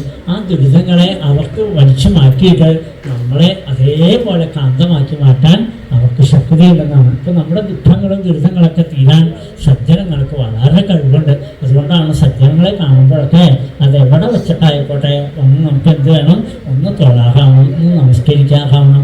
മനസ്സുകൊണ്ടെങ്കിലും നമുക്ക് നമസ്കരിക്കാൻ സാധിച്ചാൽ അത് മതി. എത്ര പുണ്യാന്നറിയോ, നല്ലൊരു സംസ്കാരമാണ് അതൊക്കെ. അപ്പോൾ അതൊക്കെ നമ്മൾ പഠിക്കേണ്ടതുണ്ട് എന്നർത്ഥം. അതൊക്കെ ഇല്ലാത്തതിൻ്റെയാണ് നമുക്ക് ഈ നാശം വരുന്നതൊക്കെ. നമ്മൾ എന്തുകൊണ്ടാണ് കിഴക്കോട്ടേക്ക് പോകുന്നത്? ഈ ഭാഗവതത്തിൽ വേറൊരിടത്ത് പറയേണ്ടത്, സജ്ജനങ്ങളുടെ നമുക്ക് ഉച്ചയ്ക്ക് ശേഷം കേൾക്കാം. സജ്ജനങ്ങൾ നമ്മുടെ കുടുംബത്തിൽ വന്നില്ല എന്ന് വരട്ടെ, ആ കുടുംബം എങ്ങനെയായിരിക്കുന്നറിയോ, വിഷപ്പാമ്പുകൾ താമസിക്കുന്ന പുറ്റ് പോലെയാവുന്നതാണ്. വിഷപ്പാമ്പുകൾ ഇരിക്കുന്ന പുറ്റിനെ എന്തിനു കൊള്ളാം, നമുക്ക് അതെങ്ങനെ ചേരിച്ചെല്ലാൻ പറ്റുമോ? അതേപോലെ ആയിരിക്കുന്നതാണ്. ആ കുടുംബത്തിൽ തമ്മിത്തല്ലും വഴക്കും കോലാഹലങ്ങളും ഒരിക്കലും ഒഴിഞ്ഞിട്ടുണ്ടാവില്ല എന്നാണ്. എപ്പോഴെങ്കിലും നാമം ജപിക്കുന്ന ആളുകൾ, സജ്ജനങ്ങൾ, ഭഗവാനെ സദാ ധ്യാനിച്ച് നടക്കുന്നവർ നമ്മുടെ കുടുംബത്തിൽ വന്നു എന്ന് വരട്ടെ, അവരുടെ പാദസ്പർശം നമുക്ക് കേൾക്കാൻ പറ്റിയാൽ നമ്മുടെ കുടുംബം എത്ര പവിത്രമെന്നറിയോ. അപ്പോഴേ നമ്മുടെ കുടുംബത്തിൻ്റെ ദുരിതങ്ങളൊക്കെ തീരുന്നതാണ്. ഇതൊക്കെ സത്യമായിട്ടുള്ള കാര്യങ്ങളാട്ടോ. അപ്പം അതുകൊണ്ട് അതൊക്കെ നമുക്ക് അറിഞ്ഞിരിക്കണം. നമ്മൾ എപ്പോഴാണ് നമുക്ക് ആ ഭഗവാൻ അനുഗ്രഹിക്കാമെന്ന് അറിയില്ല, എപ്പോഴാണ് സജ്ജനങ്ങൾ കയറി വരികയെന്ന് നമുക്ക് പറയാൻ പറ്റില്ല. ഏത് നിമിഷവും നമ്മുടെ കുടുംബത്തിലേക്ക് ഇത് സജ്ജനങ്ങളൊക്കെ കയറി വരും. നമ്മൾ ചിലപ്പോൾ പ്രത്യേകം വിളിച്ചിട്ടൊന്നും വേണ്ടിയില്ല. അത് ഭഗവാന്റെ ആ ഉൾവിളിയാണ്. ഭഗവാൻ തള്ളിവിടണം, ഒന്ന് പൊക്കോളൂ, ആ കുടുംബത്തിലൊന്ന് പൊക്കോളൂ എന്ന് പറഞ്ഞു വിടും. നമ്മളറിയാണ്ട് സജ്ജനങ്ങൾ കയറി വരും അല്ലേ. അപ്പോൾ ആര് വന്നാലും അവരെ നമുക്ക് വേണ്ട മാതിരി പൂജിക്കാൻ നമുക്ക് സാധിക്കണം. ഒരു ഭക്തനുണ്ടായിരുന്നു ഉത്തരേന്ത്യയിലെ. അതെന്താണെന്ന് വെച്ചാൽ രംഗനാഥേശ്വരനെ സദാസമയത്തും ഭജിക്കും. രംഗനാഥ എന്ന് വിളിച്ച് ഇങ്ങനെ എപ്പോഴും കരഞ്ഞുകൊണ്ടിരിക്കുക. അദ്ദേഹം എപ്പോഴും നാമം ജപിച്ചുകൊണ്ടൊക്കെ ഇരിക്കും. അങ്ങനെ ഇരിക്കുന്ന സമയത്ത് ഭഗവാൻ എന്ത് ചെയ്യുമെന്നറിയോ, അവർക്കൊരു ദിവസം ഒരു നായിൻ്റെ രൂപത്തിൽ അയാളുടെ ഗ്രഹത്തിലേക്ക് കയറി ചെന്ന ഭക്തൻ്റെ കുടുംബത്തിലേക്ക് ചെന്നപ്പോൾ ശരീരമൊക്കെ പൊട്ടി ഒലിച്ച് ഒരു വല്ലാത്ത വികൃത രൂപത്തിലാണ് ഈ നായ കയറി ചെന്നത്. അദ്ദേഹം ഭഗവാനെ പൂജിച്ചുകൊണ്ടിരിക്കുകയാണ്, നേദ്യമൊക്കെ നയിച്ചുകൊണ്ടിരിക്കുന്ന സമയത്താണ് ഈ നായ കയറി വന്നത്. പെട്ടെന്ന് ദേഷ്യം വന്നു, ഓടിക്കുക. അതിനാ നായനെ ഓടിച്ചു, വടിയൊക്കെ എടുത്ത് കല്ലൊക്കെ എടുത്ത് ഓടിച്ച് ഇങ്ങോട്ട് കയറി വരണം. നമ്മുടെ ഭഗവാനെ പൂജിച്ചുകൊണ്ടിരിക്കുമ്പോൾ ഇത്രയും അഴുക്ക് പിടിച്ച നായ കുടുംബത്തിലേക്ക് കയറി വരെ ഓടിച്ചു കളഞ്ഞതാണ്. ഇത് കഴിഞ്ഞ് അദ്ദേഹം വീണ്ടും ഭഗവാനെ പൂജിച്ച് കണ്ണീരൊഴുക്കിക്കൊണ്ട് നിന്നെ എന്നാ എനിക്ക് കാണാൻ പറ്റുക എന്ന് പറഞ്ഞ് ഇങ്ങനെ കരഞ്ഞുകൊണ്ടിരുന്നു. 5-6 ദിവസം കഴിഞ്ഞപ്പോൾ വീണ്ടും ഈ നായ അദ്ദേഹം പൂജിച്ചുകൊണ്ടിരിക്കുമ്പോൾ കയറി വന്നു. അപ്പോൾ അദ്ദേഹം ഓടിച്ചോട് പല പ്രാവശ്യം ഇതായതാണ്. ഒരു ദിവസം അദ്ദേഹം രംഗനാഥൻ്റെ മുമ്പിൽ ചെന്നിട്ട് കരഞ്ഞുകൊണ്ട് പറഞ്ഞു, എത്രയോ കാലമായി കണ്ണാ ഞാൻ നിന്നെ ഭജിക്കുന്നു, ഒരിക്കലെങ്കിലും നീ എനിക്ക് ദർശനം തന്നില്ലല്ലോ എന്നാണ്. ഭഗവാൻ പറഞ്ഞത്ര, എത്രയോ പ്രാവശ്യം ഞാൻ നിൻ്റെ ഗ്രഹത്തിൽ വന്നു, അപ്പോഴെല്ലാം നീ എന്നെ ആട്ടി ഓടിച്ചില്ലേ എന്നാണ്. ഞാനൊരു നായിൻ്റെ രൂപത്തിൽ എത്ര പ്രാവശ്യം വന്നു എന്നെ മാറ്റി ഓടിച്ചില്ലേ, പിന്നെ ഇപ്പം എന്താ പറയാൻ, ഞാൻ വരാണ്ടൊന്നും ഇരുന്നിട്ടില്ലല്ലോ എന്നാണ്. ഇതാണ് ഭഗവാൻ. ഏത് രൂപത്തിലാണ് നമ്മുടെ അടുത്തേക്ക് വരിക? ഈശ്വരൻ പല ഭാവത്തിലും നമ്മുടെ അടുത്തേക്ക് വരും. കാക്കയുടെ രൂപത്തിലാവും, പൂച്ചയുടെ രൂപത്തിലാവും, നാവിൻ്റെ രൂപത്തിലായിരിക്കും. ഈശ്വരന് ഏത് രൂപം എടുക്കാൻ സാധിക്കും അല്ലേ? ഏത് നമ്മളെ പരീക്ഷിക്കും. പല പരീക്ഷണങ്ങൾക്കും നിരീക്ഷണങ്ങൾക്കും വിധേയമാക്കിയിട്ടാണ് ഭഗവാൻ നമ്മളെ അനുഗ്രഹിക്കുക. അല്ലാണ്ട് നമ്മൾ ചെന്നൊരു പുഷ്പാഞ്ജലിയും പാൽപ്പായസം കഴിക്കുമ്പോൾ തന്നെ 2 കൈയും വെച്ച് എനിക്ക് ഇഷ്ടപ്പെട്ടു കേട്ടോ.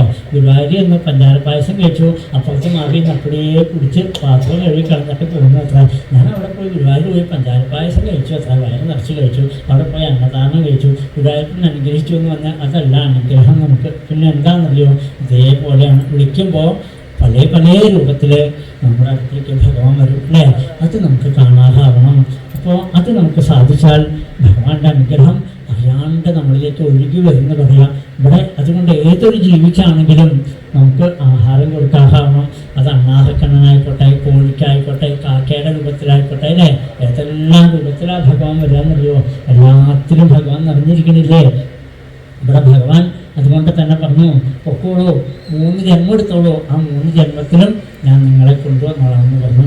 അങ്ങനെ രണ്ടുപേരും ആ ഭഗവാനെ നമസ്കരിച്ചുകൊണ്ടാണ് അമ്മയുടെ ഉദരത്തിൽ വന്ന് പറഞ്ഞത്. ഹിരണ്യാക്ഷനായിട്ടും ഹിരണ്യകശിപുവായിട്ടും രണ്ടുപേരും 100 വർഷം പൂർത്തിയാക്കി ദേവിയിൽ നിന്ന് പുറത്തേക്ക് കിടന്നപ്പോൾ തന്നെ രണ്ടുപേരും എന്തെന്നറിയോ, അച്ഛൻ 2 പേർക്കും ഓരോ ഗത കൊടുത്തു.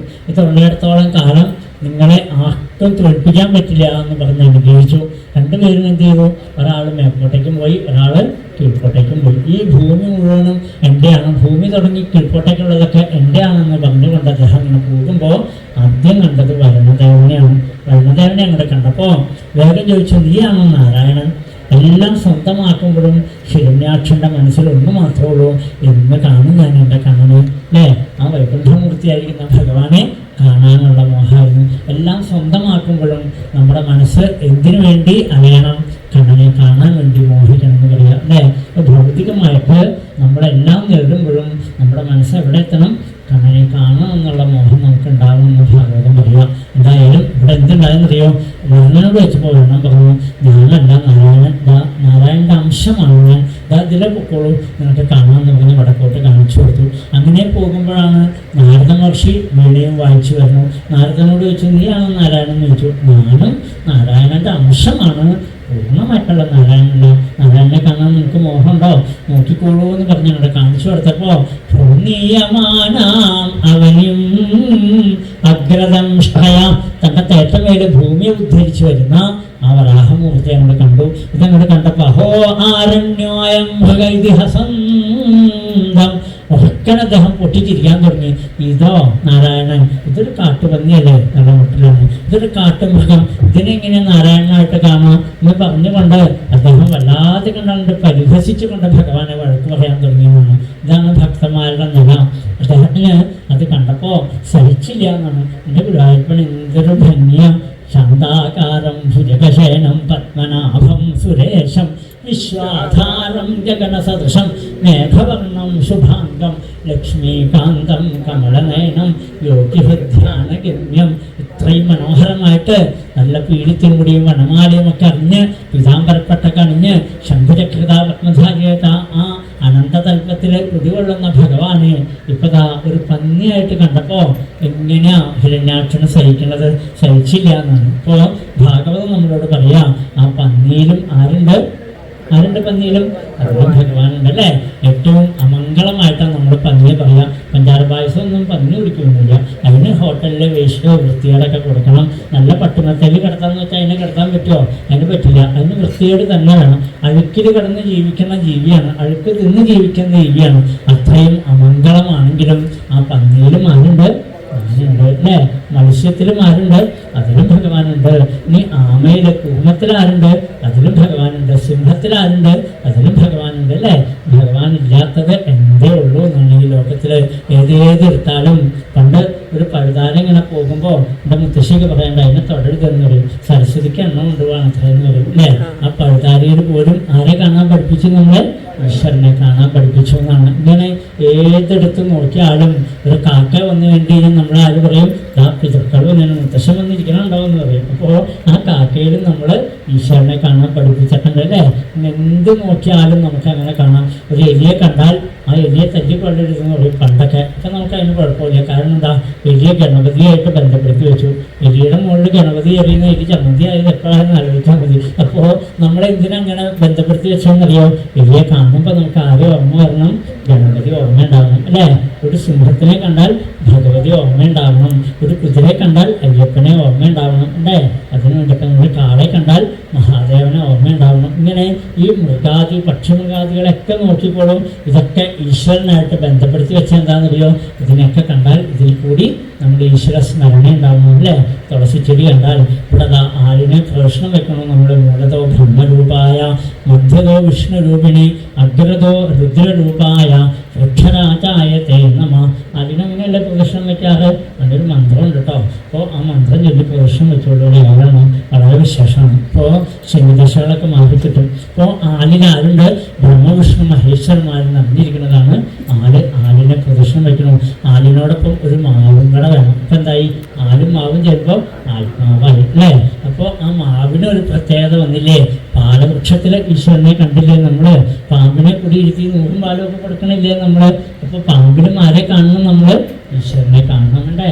നമ്മൾ നോക്കിയാൽ എന്തിനാ ഈശ്വരനെ കാണാത്തത്? ഇതാ കർക്കിടക മാസം വരെ നമ്മൾ ദശപുഷ്പം ചൂടാറില്ലേ? മുക്കൂറ്റിയാണെങ്കിലും കഹരിയാണെങ്കിലും കയ്യൂന്നിയാണെങ്കിലും നിലപ്പണിയാണെങ്കിലും ഇതിലൊക്കെ ഈശ്വരഭാവം കാണില്ലേ നമ്മൾ? അപ്പോൾ ഇതൊക്കെ നമുക്ക് കാണാറുണ്ട്. തുമ്പച്ചെടിയിൽ പോലും എന്തുമാത്രം ഒരു തുമ്പപ്പൂ എടുത്ത് നോക്കിക്കോളും. ആ തുമ്പപ്പൂ മഹാദേവൻ എത്ര ഇഷ്ടമാണ് അല്ലേ. കല്യാണമൊക്കെ നടക്കാൻ വളരെ വിശേഷമാണ്. തുമ്പപ്പൂ കൊണ്ട് മഹാദേവന് അർച്ചന നടത്താം. എന്തുകൊണ്ടാണ് തുമ്പപ്പൂവിനെ ഇങ്ങനെ കാണാനുള്ള ഇഷ്ടം? തുമ്പപ്പൂ എടുത്ത് നോക്കിയാൽ അറിയാം, ശ്രീപാർവതിയുടെ പാദം പോലെ ഇരിക്കാം. അതുകൊണ്ട് ശ്രീപാർവതിയുടെ പാദമായിട്ടാണ് തുമ്പപ്പൂവിനെ പറയുക. അവിടുത്തെ നോക്കിക്കോളൊക്കെ എപ്പോഴെങ്കിലും പറിച്ച് പാദം പോലെ ഇരിക്കും. പാർവതിയുടെ പാദം എങ്ങനെയാണോ അതേപോലെയാണ്. അതെടുത്ത് മഹാദേവന് അർച്ചിക്കുമ്പോൾ മഹാദേവന് സന്തോഷമാകും. വേഗം കുട്ടിയുടെ കല്യാണമൊക്കെ നടക്കണമെന്നാണ്. അപ്പം അതുകൊണ്ട് അതിൽ പോലും നമ്മൾ ആരെ കാണുന്നു? ശ്രീപാർവതിയെ കണ്ടുകൊണ്ടിരിക്കുക. ഇങ്ങനെ എന്തിനാണ് നമ്മൾ കാണാത്തതെന്ന് ആലോചിച്ച് നോക്കിക്കോളൂ. കണ്ടുള്ളവർ പറയാ എന്ത് കണ്ടാലും അതൊന്നും അതൊക്കെ ഹരിനാരായണായ നമ. അപ്പം നമ്മുടെ ഉള്ളിൽ നിന്ന് ഏത് ഭാവം പോവും? അഹം പോവും അല്ലേ. വരാ അഹം, അഹം വരാ. എൻ്റെ ഉള്ളിലുള്ള ഈ ഞാനെന്ന ഭാവം ഇല്ലാണ്ടാവും. ഇപ്പോഴോ ആനന്ദചിന്മയ ഹരേ ഗോപികാരമണ ഞാനെന്ന ഭാവം അത് തോന്നായിക വേണമിഹ. തോന്നുന്നതാകിൽ അഖിലം ഞാനിതെന്ന വഴി തോന്നേണമേ വരദ നാരായണായ നമ. ഈ ചെറിയ ഞാൻ പോയിട്ട് സർവ്വതും ഞാനെന്ന ഭാവം വരും. ഇവിടെ ഹിരണ്യാക്ഷൻ എന്ത് പറ്റിയെന്നറിയോ? പന്നിയായിട്ട് കണ്ട കണ്ണനെ മനസ്സിലായില്ല. തൻ്റെ ഭഗവാൻ ഇതേപോലെ വൃത്തിയായിട്ടതല്ലല്ലോ എന്നാണ്. ഭഗവാൻ എന്ത് ചെയ്തു? ആ ചുവടക്കുട്ടി വെട്ടി ഒരൊറ്റയടിയാണ് കൊടുക്കുന്നതാണ്. അതോടുകൂടി വട്ടംപാലം കറങ്ങി വീണു. കണ്ണ് പിടിച്ചപ്പോൾ ഭഗവാന്റെ ദിവ്യമായിരിക്കുന്ന സ്വരൂപം കണ്ട് അവൻ ഭഗവാൻ ചെന്ന് ചേർന്നു എന്നാണ്. എന്തിനാ ചെവിക്കുട്ടിക്ക് അടിച്ചത്? വേണ്ട മാതിരി കേൾക്കണം അല്ലേ. ഈശ്വരൻ എവിടെ ഇരിക്കണമെന്ന് നമ്മൾ കേൾക്കണം. ഇല്ലെങ്കിൽ നമുക്ക് എന്ത് വന്നറിയോ? ഈ ഫോട്ടോയിൽ വരച്ചു വരുന്ന രൂപമാണ് ഭഗവാൻ. അമ്പലത്തിലിരിക്കുന്ന വിഗ്രഹമാണ് ഈശ്വരൻ എന്ന് നമ്മൾ തെറ്റിദ്ധരിക്കും. അതല്ല. എന്തെന്ത് കണ്ടാലും, പന്നിയെ കണ്ടാലും ആനയെ കണ്ടാലും പശുവിനെ കണ്ടാലും എന്തിനും ആരെ കാണണം? നമുക്ക് ഈശ്വരനെ കാണാറാണ് അല്ലേ. അത് കേട്ടാലല്ലേ പഠിക്കുള്ളൂ, അല്ലാണ്ട് നമുക്ക് പഠിക്കുമോ? അപ്പോൾ അത് കേൾക്കാൻ വേണ്ടിയിട്ടാണ് ചെവിട്ട് തുറക്കണം, ശ്രവണം ചെയ്യണമെന്നാണ്. വേണ്ട മാതിരി ശ്രവണം ചെയ്യുമ്പോൾ എവിടെയും നിന്ന് തുടിക്കുന്ന ഭഗവാനെ നമ്മൾ കാണും.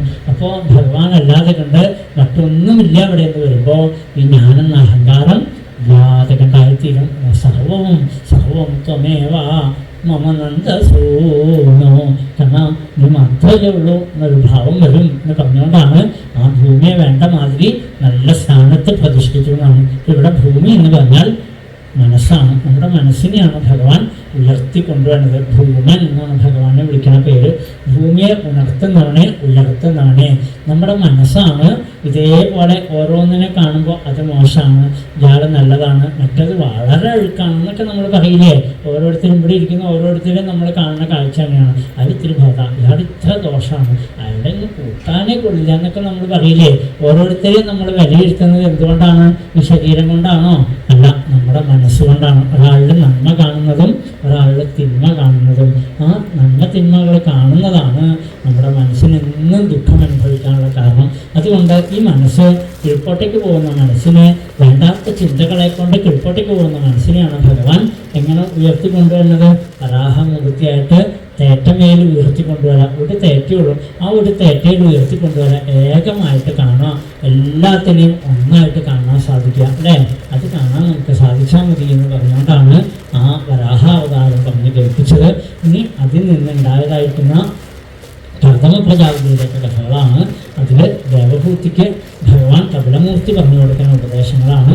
അത് വായിച്ചതിന് ശേഷം നമുക്ക് അനുസ്മരിക്കാം. സർവത്ര ഗോവിന്ദ നാമ സങ്കീർത്തനം. ഗോവിന്ദ ഗോവിന്ദ.